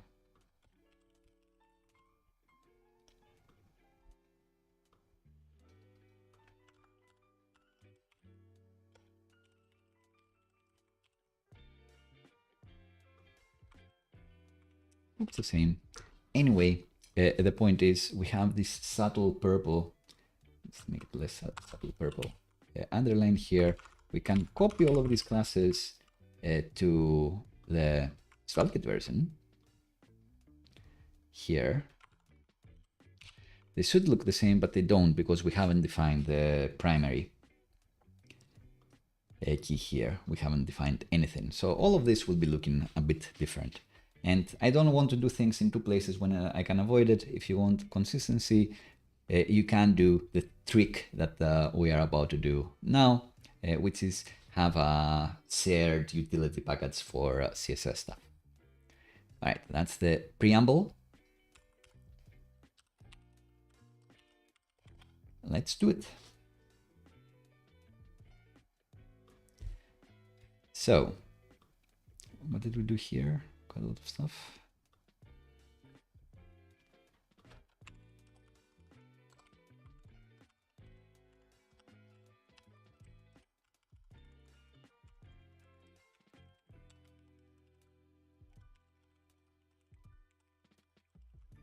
Tailwind. I do this in order to add timestamps after the string, kinda past. Thank you for your presence. So did it. Now we want to add the one Tailwind config and no other CSS helpers in one package. Let's see if we can do that, because we don't want to remember every variation we do. If we bring in SAT-CN, we'll need a more complicated Tailwind config. We don't want to copy paste it in two places and then make amends and remember to need to do it in two places. Here we've defined the primary color for the underline. Here we haven't. So you get this little thing that's like hard to remember and hard to catch if you didn't remember. So what we're gonna do is we're gonna create, let's do it in the UI actually.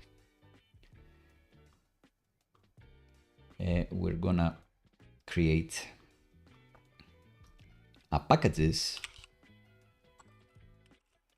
CSS directory. Remember, in our workspace, we've said that the Monorepo will have things at the top level of apps and at the top level of packages. So it's gonna scan those two folders.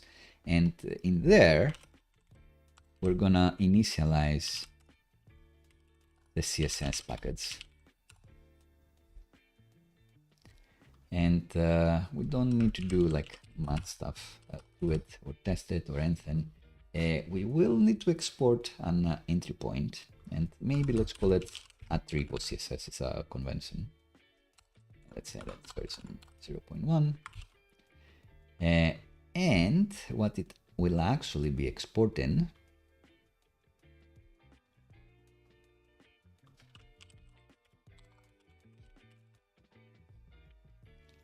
well, for now, let's say that we'll have a source directory. Let's create a source directory. And let's steal the Tailwind config from the Next.js app, put it in there.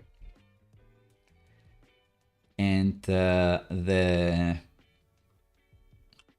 global CSS.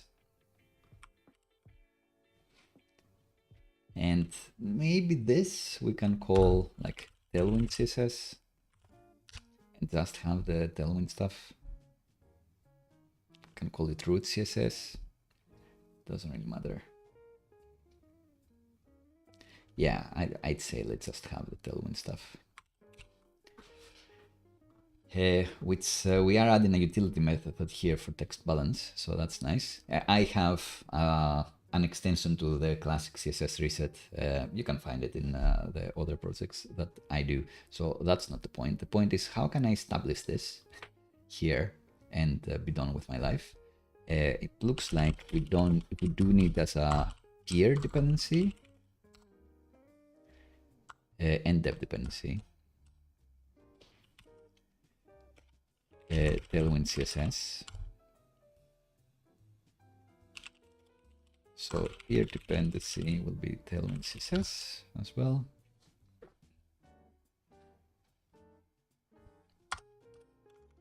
Forgot the add. Save peer.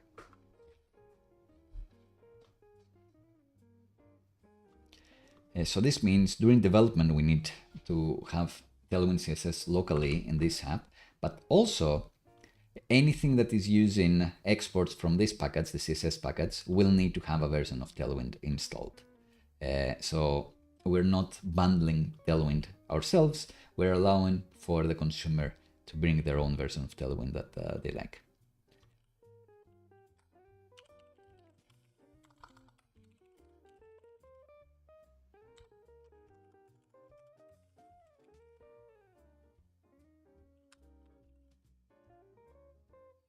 To the design Bible or something.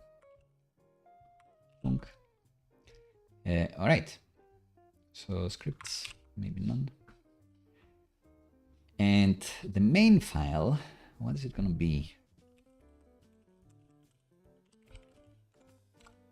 Maybe it's this, but we want an exports directory.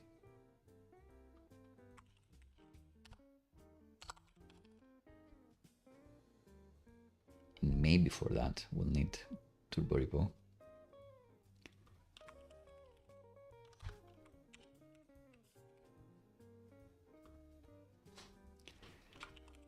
Exports, there you go. So instead of main, we need exports. And how do we do it?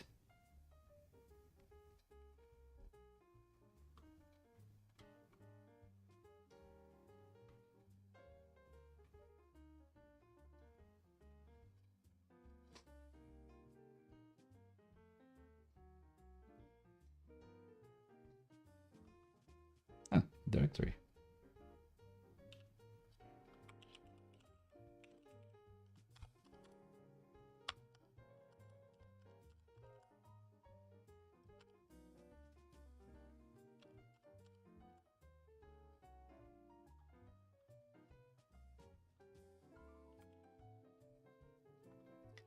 So instead of main, let's say we have a publish config directory, it's the source directory. And it should expose everything. Let's see if that works. And then the workspace will be able to bring this in using the workspace thing. Let's see if it will magically add it for us. So if I go to this Velkit app, so back to apps web, and try to pnpm add web dependency unfiltered CSS. It's not going to find it. Fair enough. So manually in my web.package.json, I want to say that I have a dev dependency to add triple CSS, which is going to be workspace star.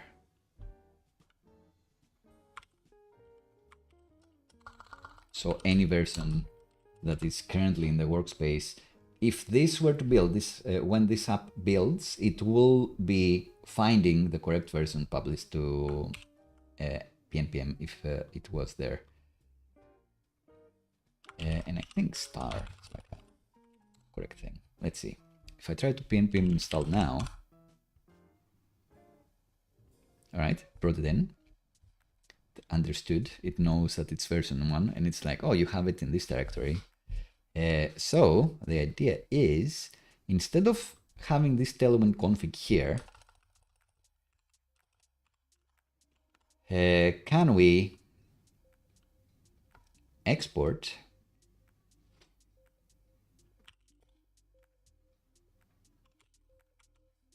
as default? I think I've done it before.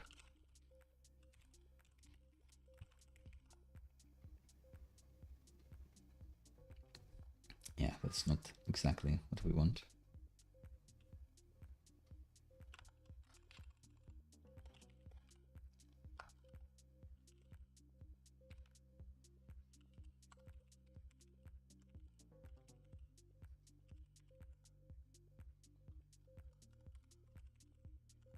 So I can import this. I can export this. Great. So that could be it. Let's see. Not quite.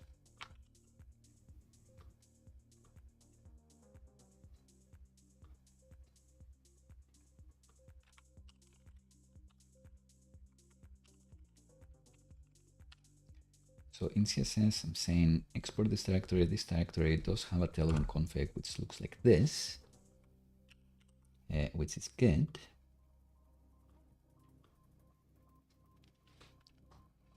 Typed and great.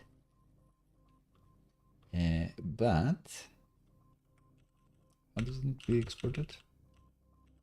Yeah, as default. So it should be fine. Let's restart the servers just in case. Not quite working.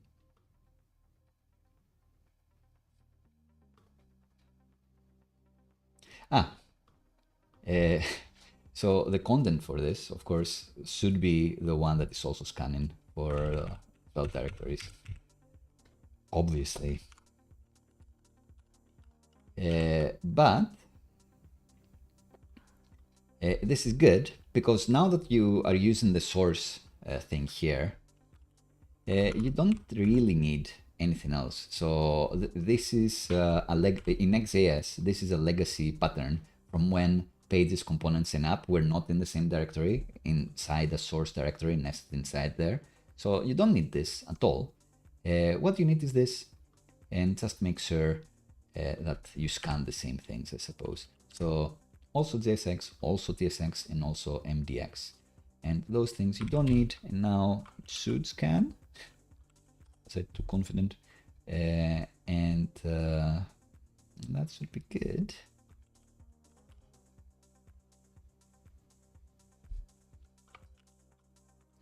All right, so where else could this be? I must have done it somewhere. I imagine this is not scanned correctly because the config here somewhere else would be like this.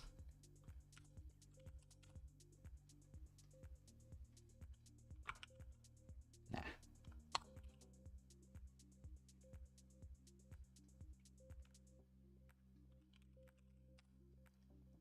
Content flag.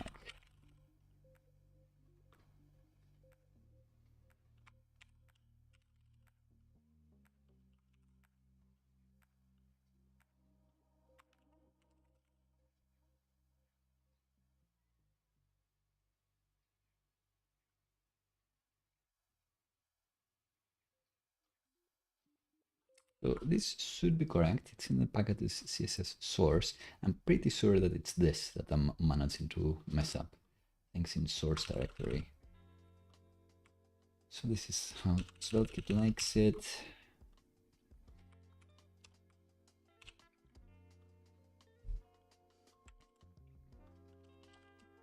Try to pnpm dev from here, see what happens.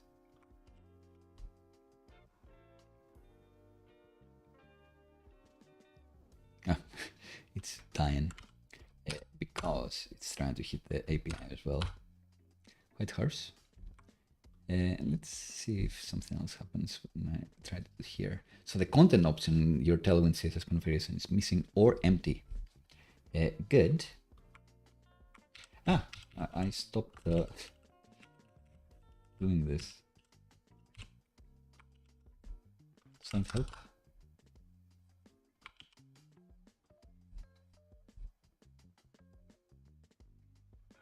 Missing or empty.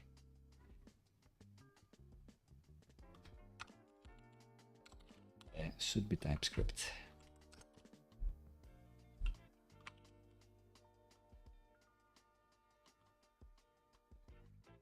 So this should be the thing we're exporting. This is the default. This should be what we're exporting. It doesn't quite work.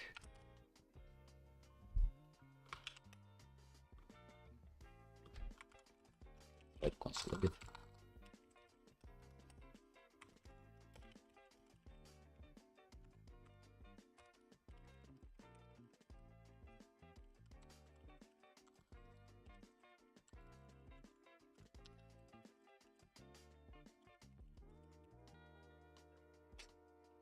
Okay, so is that I just couldn't export it correctly?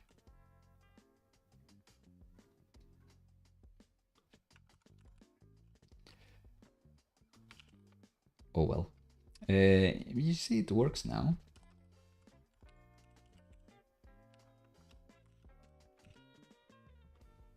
Let's see if ChatGPT remembers. I've definitely done this before.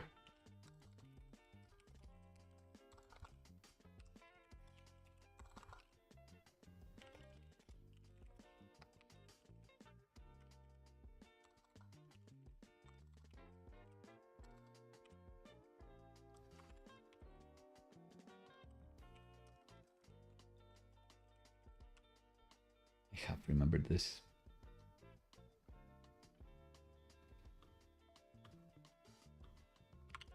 I needed curlies.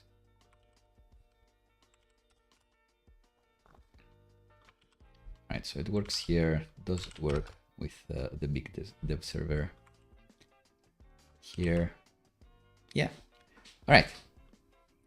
So I didn't quite remember this, but we can re-export this, cool.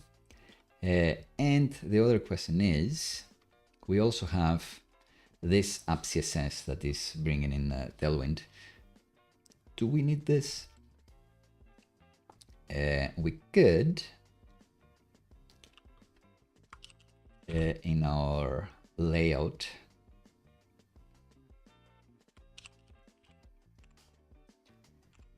Svelte, instead of importing this, we could import add repo CSS, Tailwind CSS, maybe, maybe not. What did they call it? Yeah, it is Tailwind CSS. Let's see if it can find it.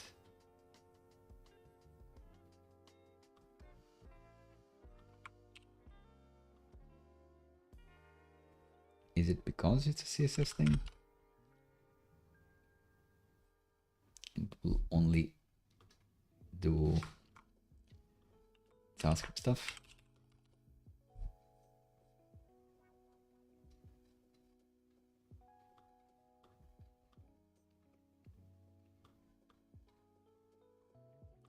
Let's see.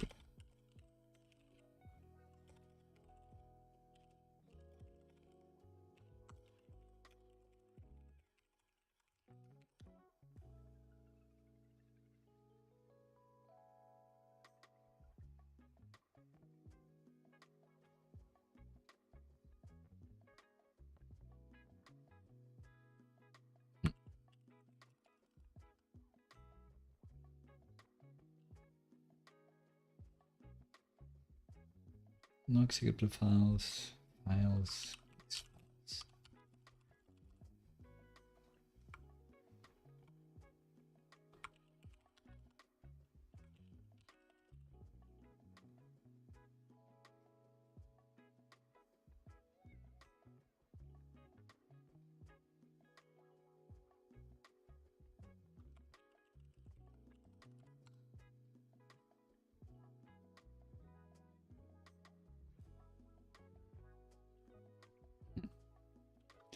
Let's see if this will actually work, since we're here. Not too confident.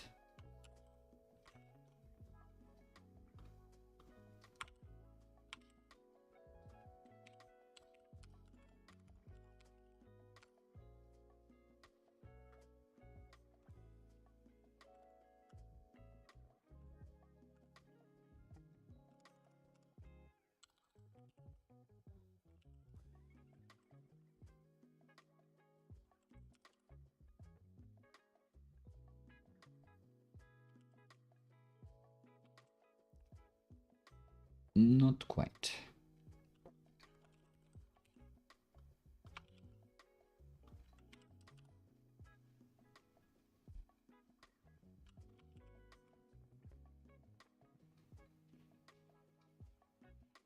Definitely done this before, but I can't quite find it now, and we've spent quite a bit of time. So let's just say that we did the Tailwind config and did like some flavor of this. So they do the CSS stuff. That's unfortunate. There must be a way to also import this thing, to also export it, publish it in these packets. But for now, I'm not gonna worry too much about it. The one thing is we did manage to just use the one Tailwind config. Let's see if we can do the same trick in the Next.js app, actually. So this Tailwind config has all of these things that maybe we don't need. And therefore, let's see if we can use this trick.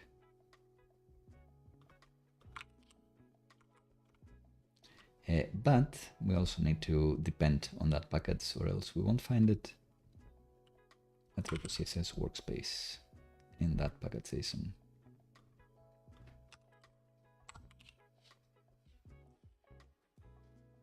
So now install config, save this. Remember to pnpm, so it will link stuff as needed.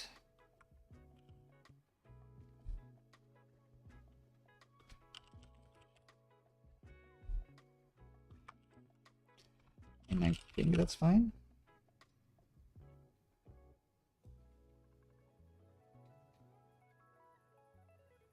Oh, do we need this? All right, there you go. Still works. And no need to specify .ts. All right, so the one config, if we change something here, if we make this emerald, will this change? Not quite. So that's the thing to watch out, one of the things to watch out for. Then I think that we'll need to refresh the dev servers and it will work. So you are losing the hot reloading here because it is an external packet. So it won't be watching to know that, oh, this thing changed. So that's slightly unfortunate. That's why sometimes I don't do it and I just copy paste to files. But we are going to be bringing such in at some point, maybe. And I would love to just have this one config where I change all the things that Satien needs, like add the plugins that I want in the one place, and then just need to remember that I need to restart the server in that one case. Right, so that's it for Tailwind stuff.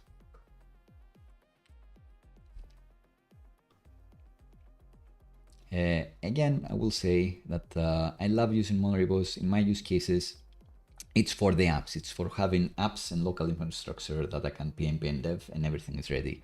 Not specifically for the packages, but they can be helpful.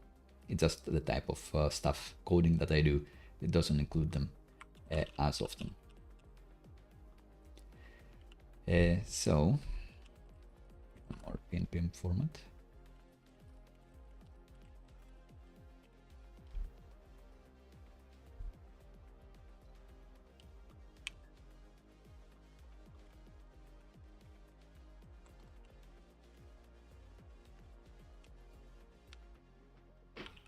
Cool.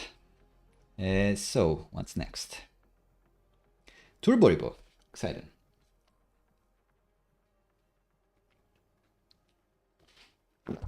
Almost there. So we've done all of this.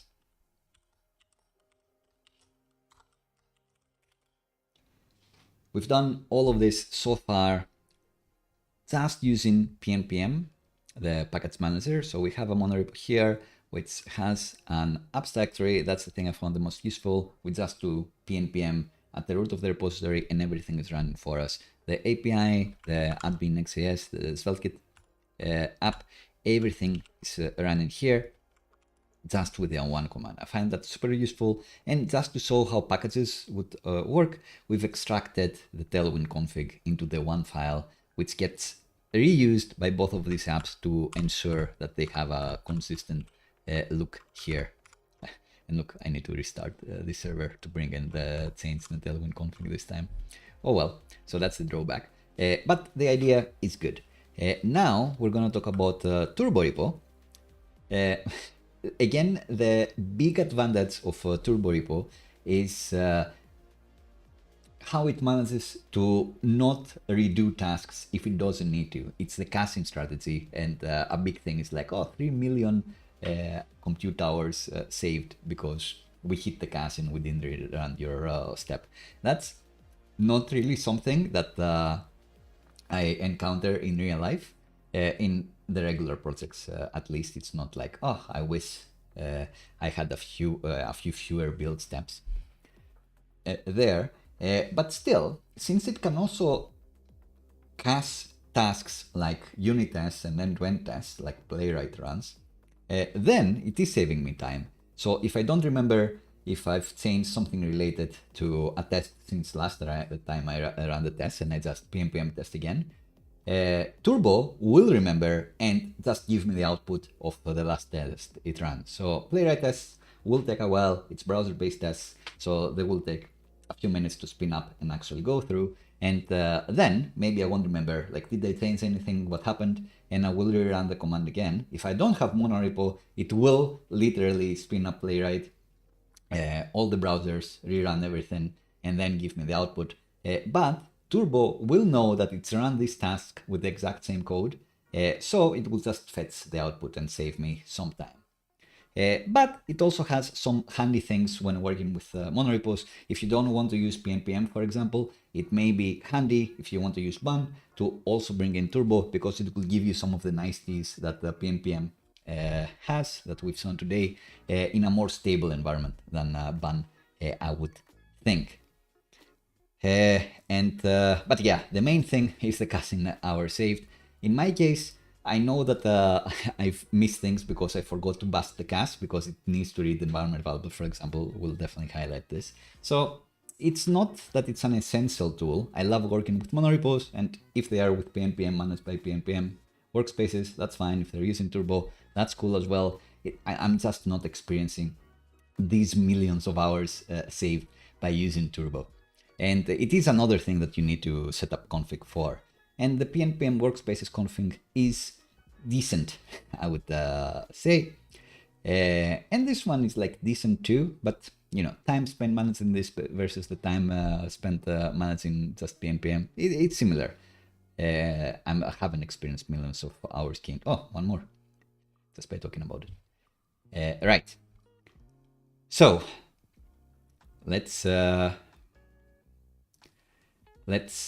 they do have a few starter projects that also have like things like linting in there, but I don't like global ESLint. I think they bring in like too much fluff.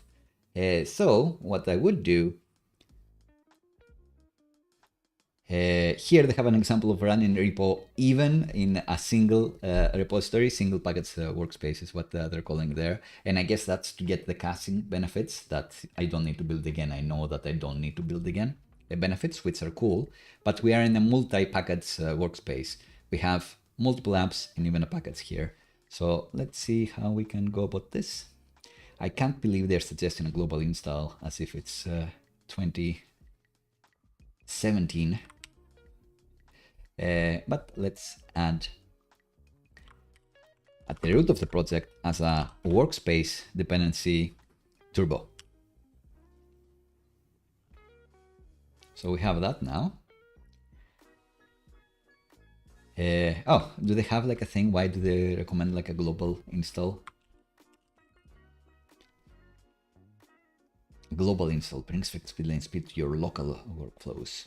Once installed globally, your scripts through turbo, blah blah blah. And then says avoid multiple global installations, just do one.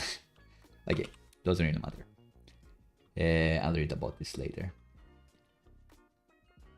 We need to create a turbo JSON. We do have Next.js envit, so let's see what the differences are here.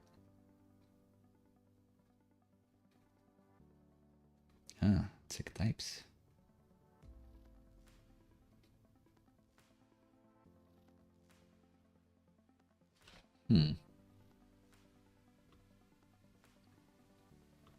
Interesting.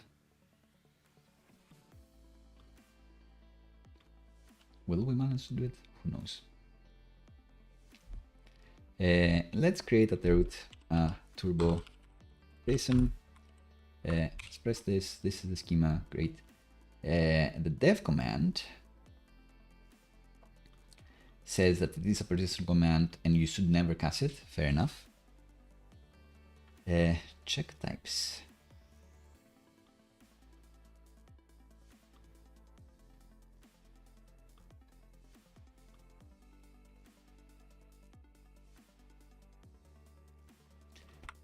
The Next.js app. Let's see what they have there.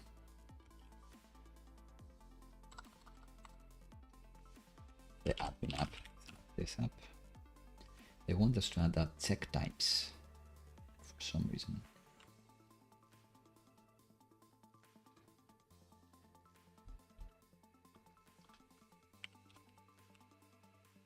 Why? Who knows?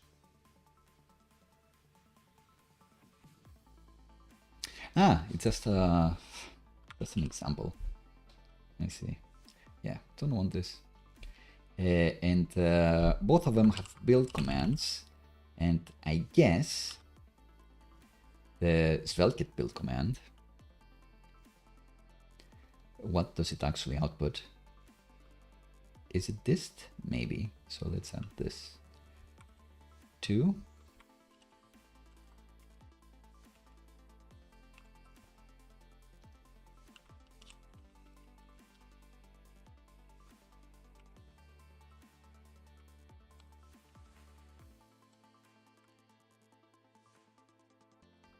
We don't want to check types. Let's say that we want like a lint. Because we have the lint, we have the dev. What else do we have? I think that's it.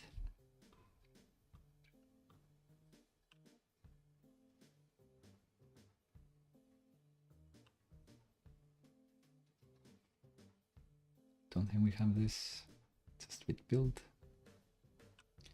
Add turbo and git ignore, because I guess that's where it will be keeping all the casting related stuff.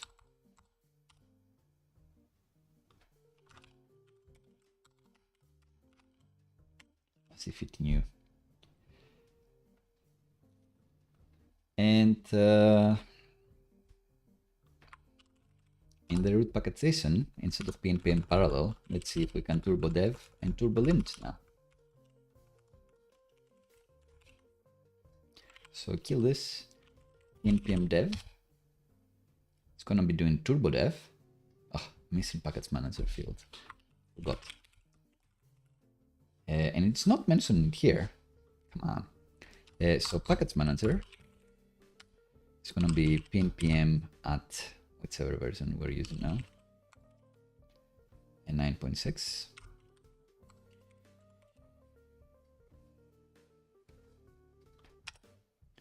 So let's try again. Could not find turbo JSON because I added a dot. That's a problem. Plonk.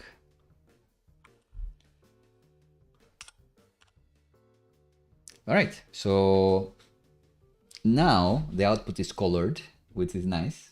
Upgrade. And other than that, everything should be running the same. So here's this Velkit app, here's the Next.js app, and here's the API. Great, everything works. And just to see the hot reloading working, a few exclamation marks here, still working. So everything works there, dev servers work. Let's check out the lint command. So pnpm lint, Turborepo will lint everything and say all of this, colored this time, so better. And if I lint again, it's hitting the cast, so you're going full turbo here, so it's faster. I haven't changed anything, so it's not gonna run again. But if I do this and it knows that there's been a change, it will run the whole thing again. So, you know, like every second counts in these things. And the example, like this is a bit of a silly example because I don't really run lint, but the playwright tests and end test example is a real one. This takes minutes every time, and if I haven't changed anything relevant, then I shouldn't be running the whole thing. So yeah, full turbo, quite easy to do. Anything else? Let's see if the build commands work. I haven't even checked individually if they work. In packet.json, in the root packet.json, let's say that build is turbo build, a task we have defined. There.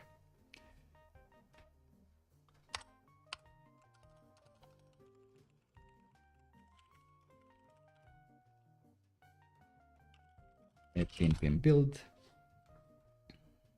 So Next.js is trying and worked.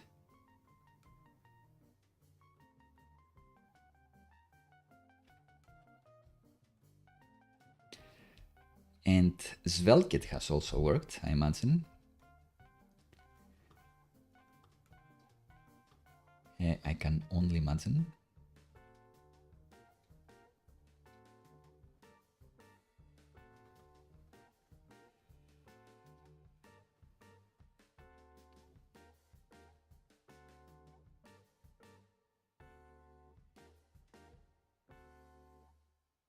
Oh, it's in .svelkit, I guess. Oh well. Because anyway, everything does seem to build. Everything's good. I think next up is deploying to Vercel. So let's see how we'll do that.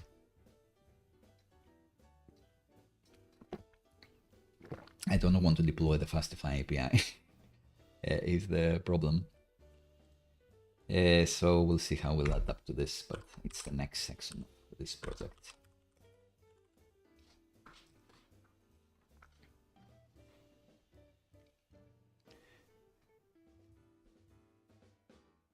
All right, so we want to deploy to Vercel. Should be easy enough. In the Svelte config, there is something specific we need to do. With the Next.js app, we don't need to do anything. And even with SvelteKit, we don't need to do anything. But it's better if we can specify that we are going to be using adapter Vercel. Again, you can use Monorepos no matter where you deploy, and you can mix and match deployments. Very often, like in the video that you'll see afterwards, I do deploy the SvelteKit app in Vercel or Cloudflare and PocketBase to Fly.io. So you can mix and match your deploy methods. It doesn't really matter. For this one, we are going to do Vercel, so we are going to use the adapter Vercel. And since we're using that adapter,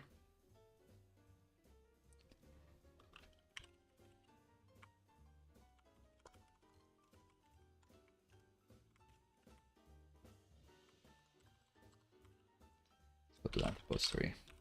Apps, web. Bring it in.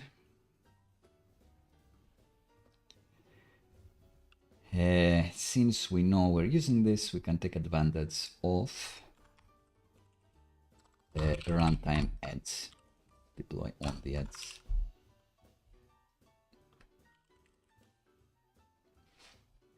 This is all good.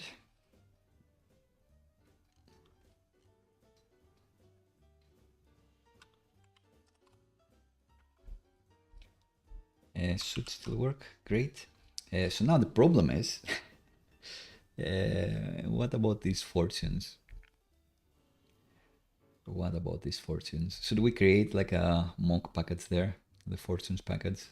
Sure. And how will it look?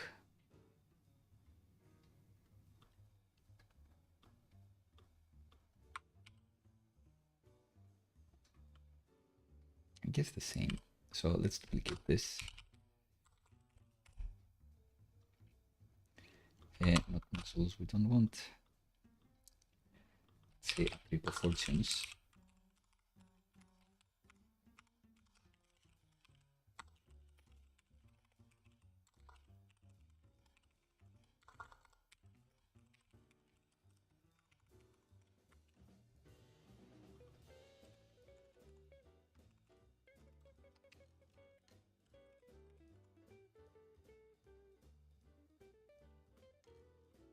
No dev dependencies or peer dependencies. What will we have here? We won't have this. I want the API to use it, I guess.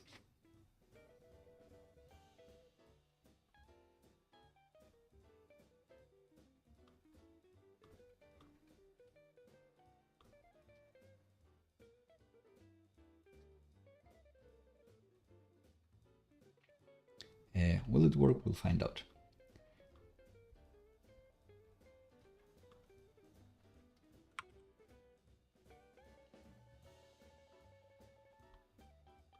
So index.js.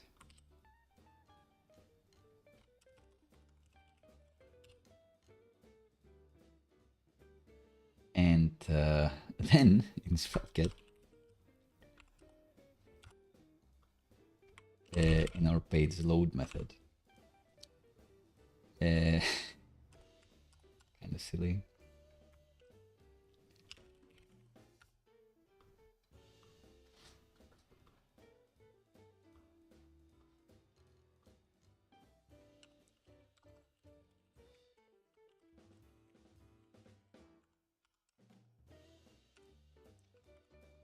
Let's say if the map URL exists,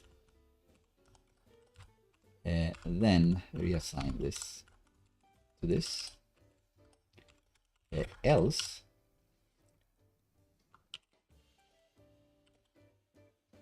let's make this app depend. This is unnecessarily complicated. Attribute fortunes, pnpm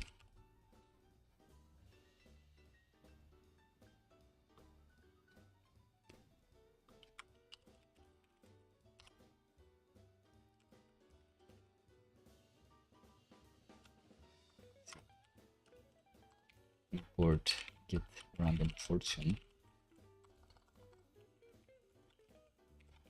from attribute fortunes.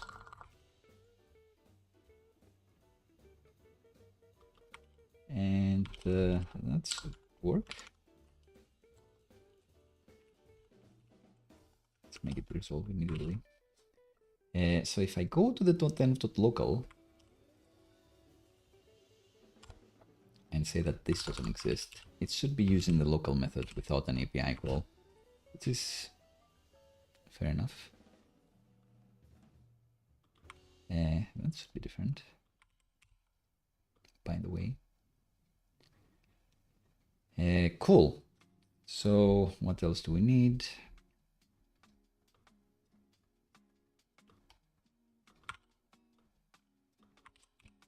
We need to do the same thing in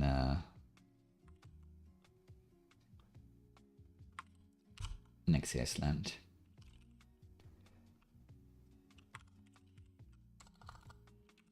In the admin.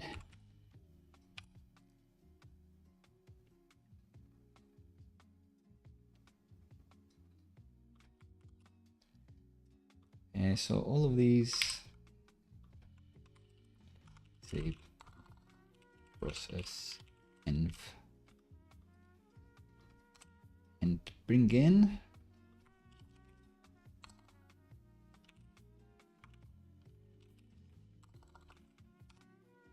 it like this, but we also need to depend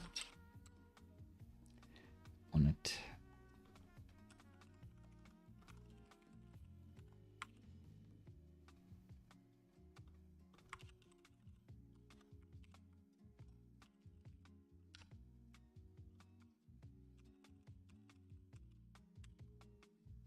And install it,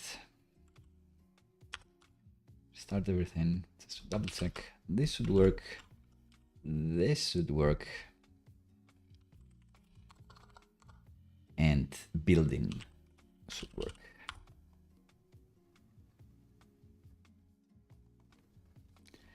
And I don't think we have any crazy files.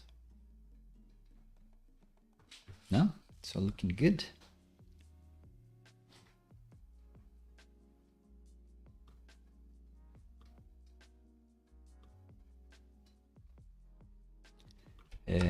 Cool.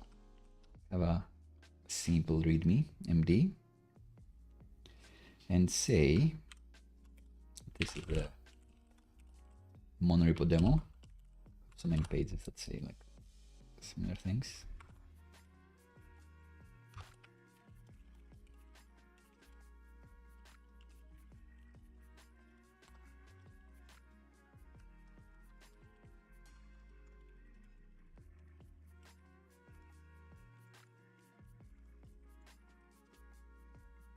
Bring the correct URL. Nice.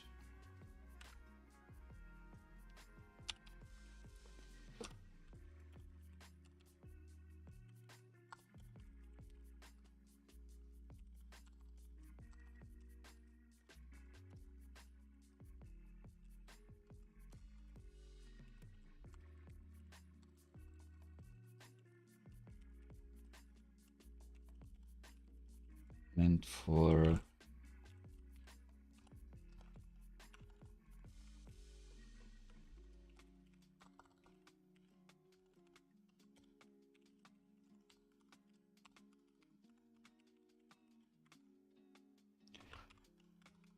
and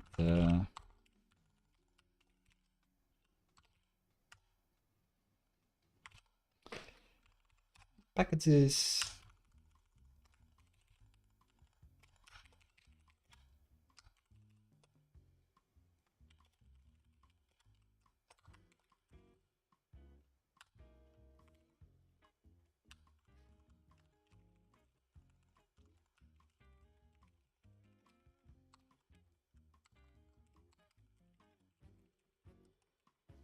All right, so we have all of these things. We can say set up Turborepo.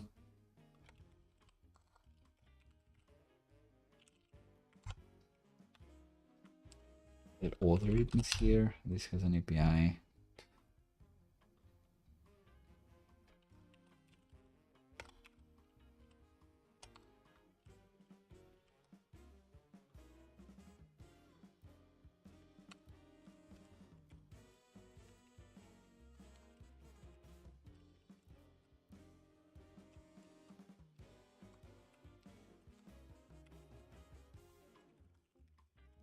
We only run commands the root of the project.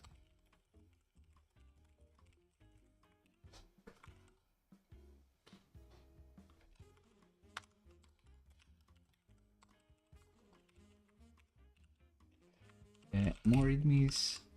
Web has a readme.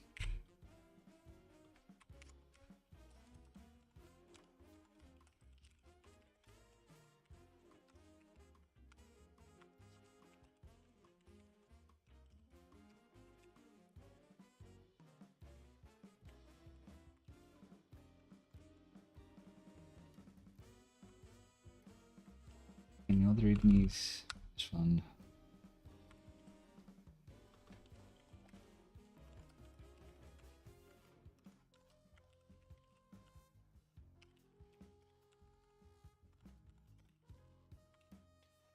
All right, so we've done these little cute things as well. Let's say we've set up Turborepo and oops, these two. And now, in order to actually deploy to Vercel,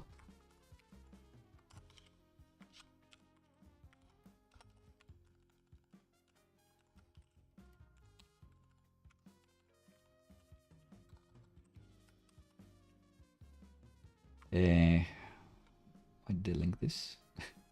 Who knows? Ah, it's just Vercel, sure. So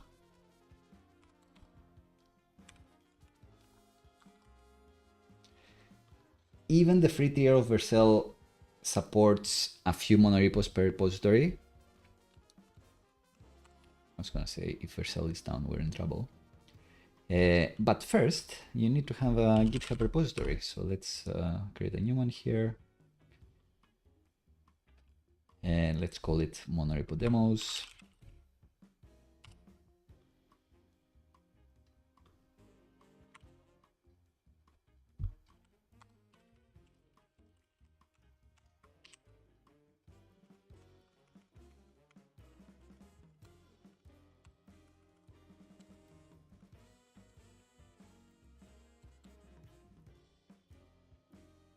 Keep it public. Why not? In here, JOHNNIFY. You can find all of this code with JOHNNIFY Premium private access to all the code we do for the live streams. So create this one. I do think this is a lot of user value. You can see today we spent like already 2.5 hours setting things up, and we haven't really set up much. No styles. The Tailwind is set up, but it doesn't have like a proper app style. So it always saves me at least a day's of work. So think about how much you're getting paid per day, what's your day rate, and that's the amount of money that this could be saving you. It's definitely saving me because I know how to start from my own starters. Maybe it will save you like a bit less, but I think it may save you more. All right, so we do have the existing repository. So from the root of this, whenever you add different apps, some wizards will create a Git repository for you. So keep that in mind. You only want one Git repository in your monorepo. You don't want to mess with sub repositories and that sort of thing. Keep that in mind, I implore you. So let's push this to GitHub. Boost. Right there. And let's deploy some frontends. So let's go to Vercel, which we were there. And we can add a new project. And we can import this. It knows that it's Turborepo. Vercel is making Turborepo, of course. And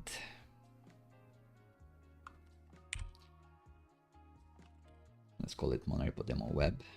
Could be anything. The root directory will be in apps web, and look, it knows that it's Velkit, which is really cool.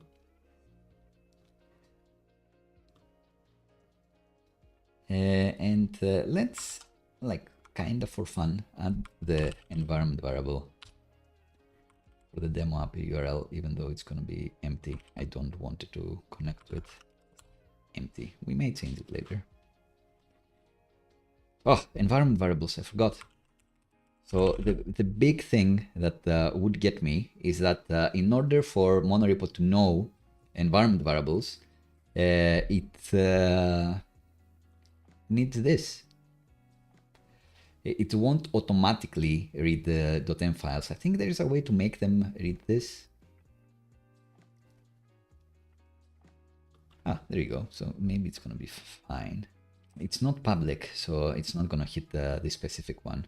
So we need to specify it here. So if, for example, you're adding Google Auth and then you add your Google API key and the secret key in the .env, these don't have the public prefix, so they will not be read. So even if you add this and you will want the app to rebuild with your Google integration, it will not. If you change the keys, for example, if you leak the key and then you need to revoke it and use another one, Turborepo will not know.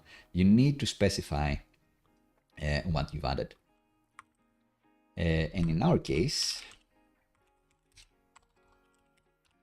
we need to specify that the build step actually does depend on environment variables. And the environment variable is this one, the demo API URL.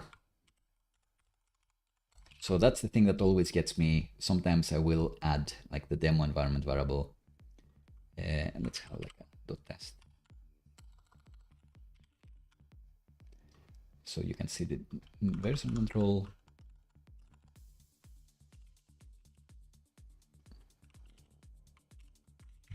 Maybe keep it as localhost, why not? And in the other project too.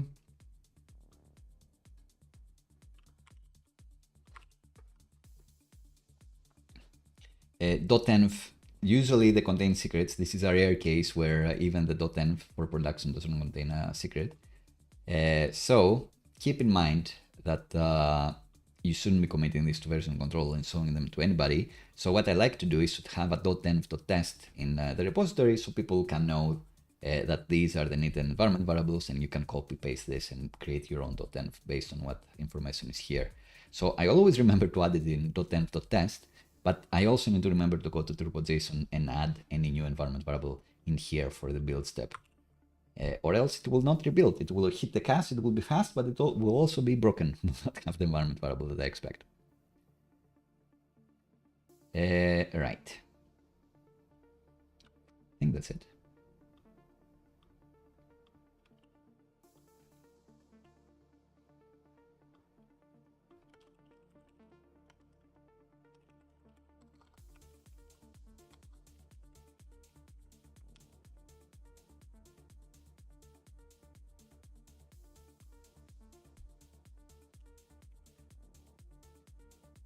And I can push this again. Sure. Right, why are we doing all this? Because we need to specify this. Even with the empty value here, it should be fine. So this picks up that it's Svelte preset. Svelte is actually version 2. They just haven't updated the UI, or maybe they can't tell if it's 1 or 2. Let's click deploy and see if this deploys.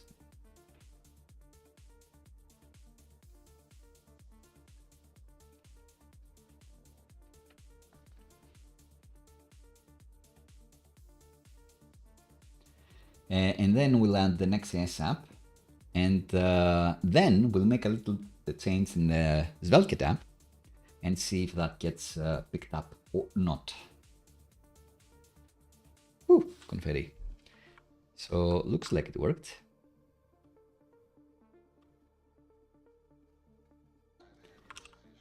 Amazing.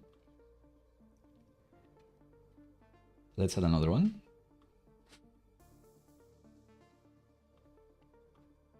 So all you need to do is pick the same repository again, but then specify that the root directory is different. It's going to be apps admin this time. It knows it's Next.js. Remember to paste the environment variable. This will be empty. And then this should just work.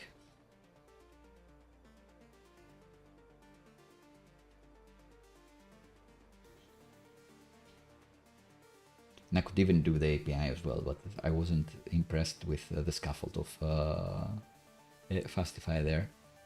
So I don't want to commit to that. And also I didn't want to deploy the API first. The API maybe we can build somewhere else actually. Deploy to fly. If it's going to be bun, then it would need to be deployed to fly.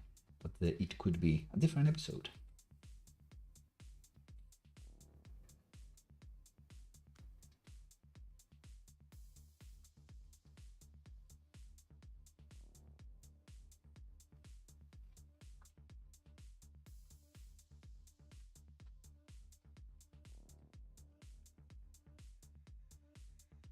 Sweet. What did I name this? Did I name it admin? Like the URLs are a bit weird. Let's go to the dashboard. Monorepo demo. I forgot to name it. Monorepo demo admin.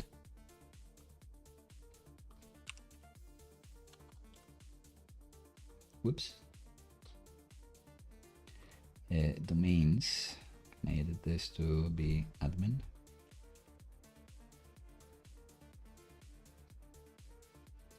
Should be fine. No problem. So 3 minutes ago we deployed Monorepo demo web and Monorepo demo admin, and now I want to make a change to this Svelte app and hope that it will only deploy this one and not the Next.js one. Right, so Svelte logo.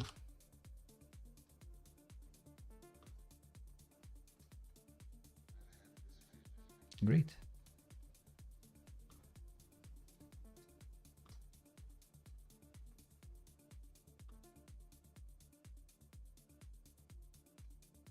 Let's do a quick example with enhanced images.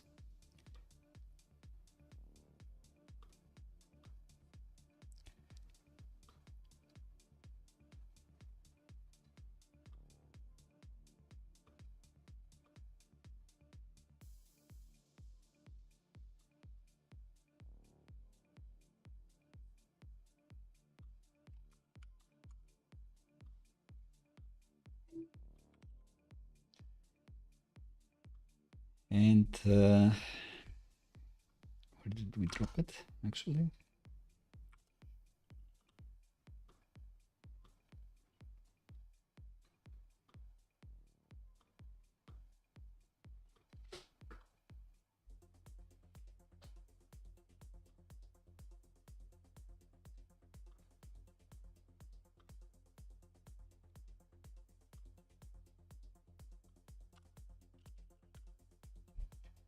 And let's quickly look at enhanced image.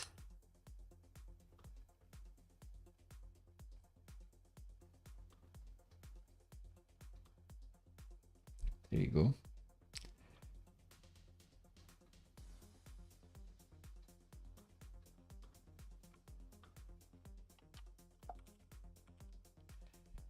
So quite quickly, let's go to our apps web. Add this dependency, then we need to go to our vit config and add the enhanced images library we just brought. Have spell kit. Does it matter if we put it first? I don't think it does, but it can't hurt. But let's remember to actually bring it in.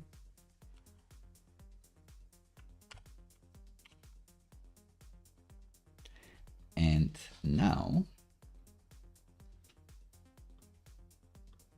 we can just bring it in like this.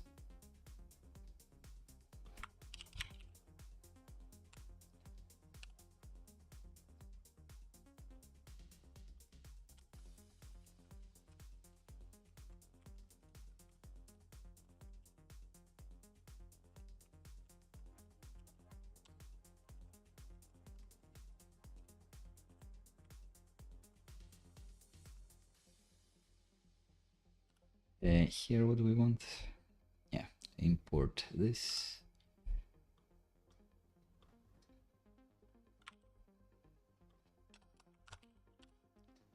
Import the logo from lib logo png.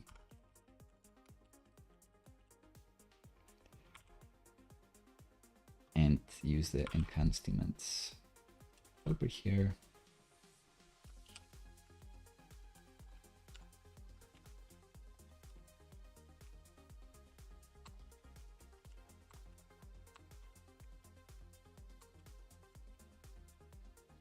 There you go. Brought it in.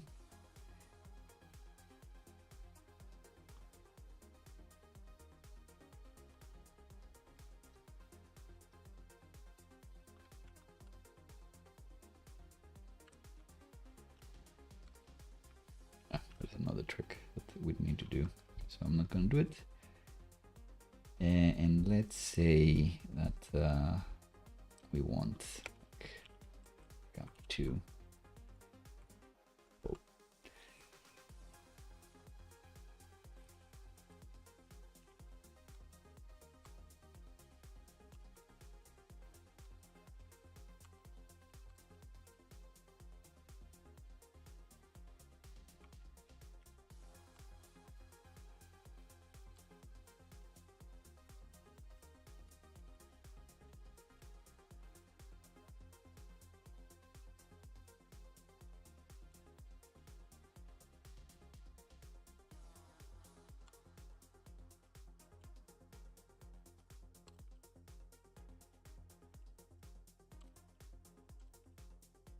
Alright, let's say that this looks kind of fun.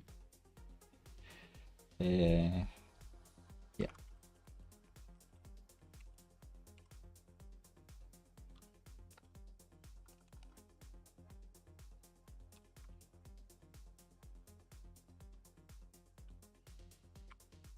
Not. Anyway, it doesn't matter. Just a quick proof of concept. That we only have changes in our web app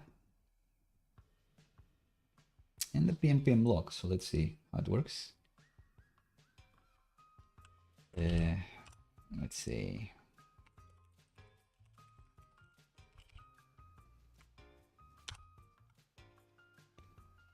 Post this. And what I'm expecting and hoping is that only the web app will deploy, not the admin app.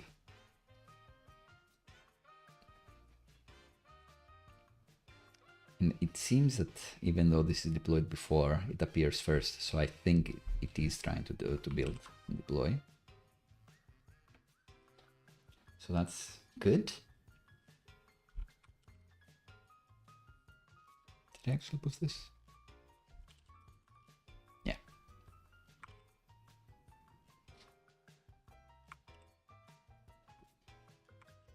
The suspense.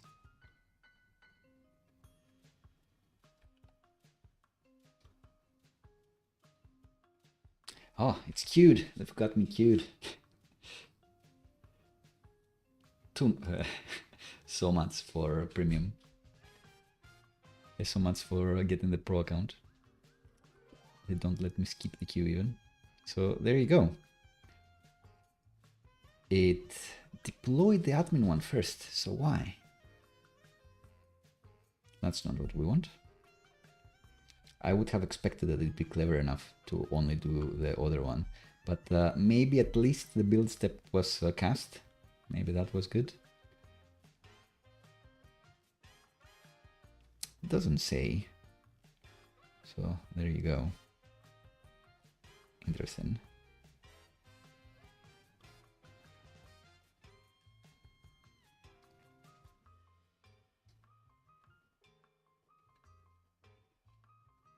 We did add a new library, which it must have been the thing that tripped it up.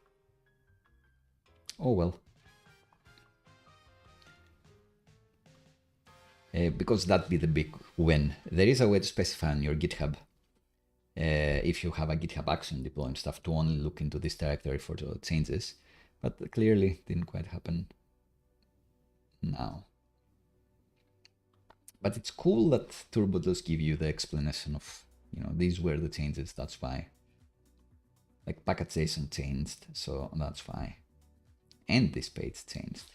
So I think the root packet.json changed, not quite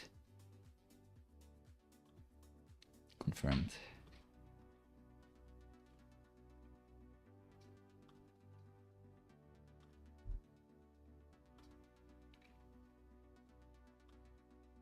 So what is it saying here? Let's have another look.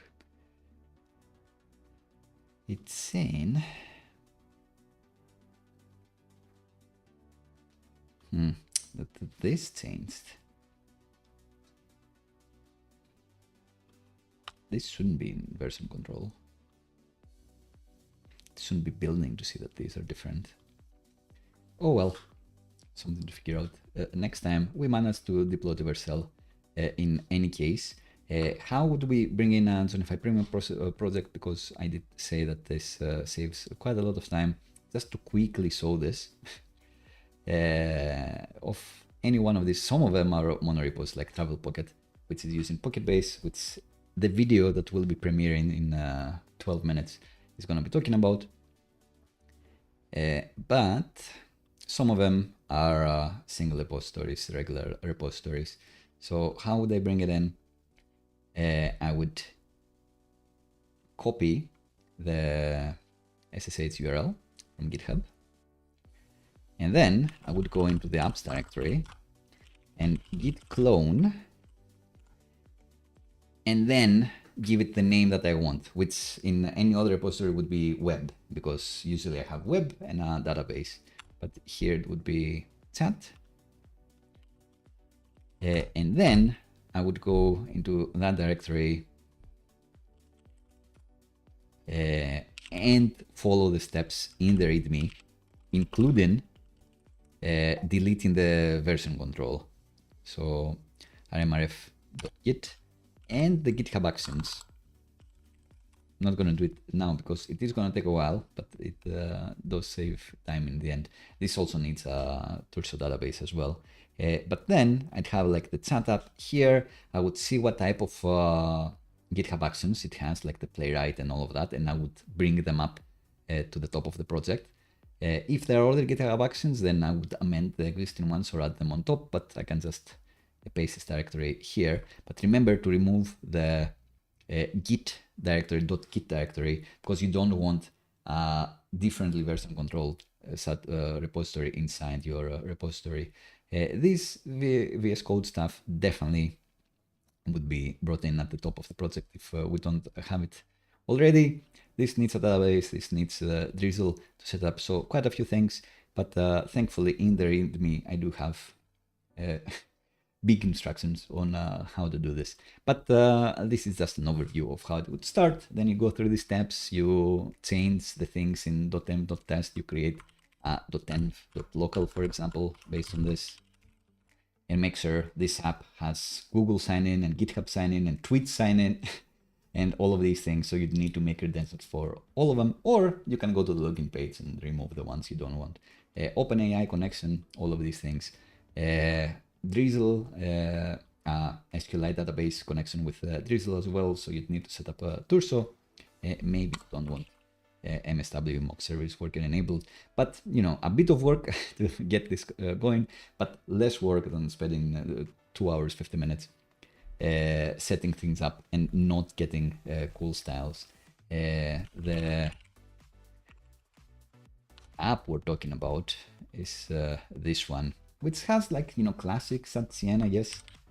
App has various login methods, and you can chat and get that ChatGPT response by someone pretending to be a Asterian, if I remember correctly. Ah, darling, what a delightfully vague question. If you mean what's good in this dreary world, I'd say a fine vintage of blood and a well-placed dagger. If you mean how am I? Well, I'm as splendid as ever, of course. And you? Right. So anyway, that's the demo app. Maybe you want that one. Maybe you want to do an OpenAI wrapper, like everyone has been doing for 2 years. But I digress. This is how I would bring in one of the existing single repository, single app starters or apps that I have in a Monorepo. Quite a lot of work, but less work than building it from scratch. And your starting point is this, like something with theming, login flows, like SAT-CN, like quite a few things, if I can say so myself. And then after you've done this, and if you do want to deploy to Vercel, you would need to go to the Vercel dashboard, pick the same GitHub repository that you did for the others, but specify the different directory wherever you've put this new app, like we've shown before. So I think that's it for the quick demo. The prime combo, another demo, I suppose.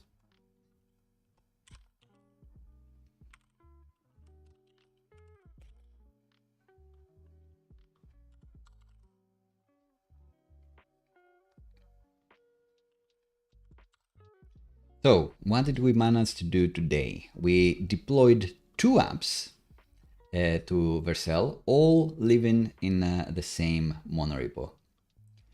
We've talked about why Monorepos are helpful and how far we've come and how many of the problems of Monorepos have been solved nowadays, so I love working with them. The main apps we have is an admin app made with Next.js React. The thing is that maybe for admin you want like more charts and stuff, and there is more libraries for React. There will always be more libraries for React because React is super popular. Maybe you want to use something like Slate, what you see is what you get editor, something like that. And you have the web app, which you wanted to conform the most with web standards, easier streaming, the DevX that I love with SvelteKit, that is SvelteKit, and an API with Fastify. We didn't deploy that one because I wasn't too happy with what we made with Fastify there quickly, but I'll see, maybe I'll amend it. But both of them are deployed. Both of them look similar.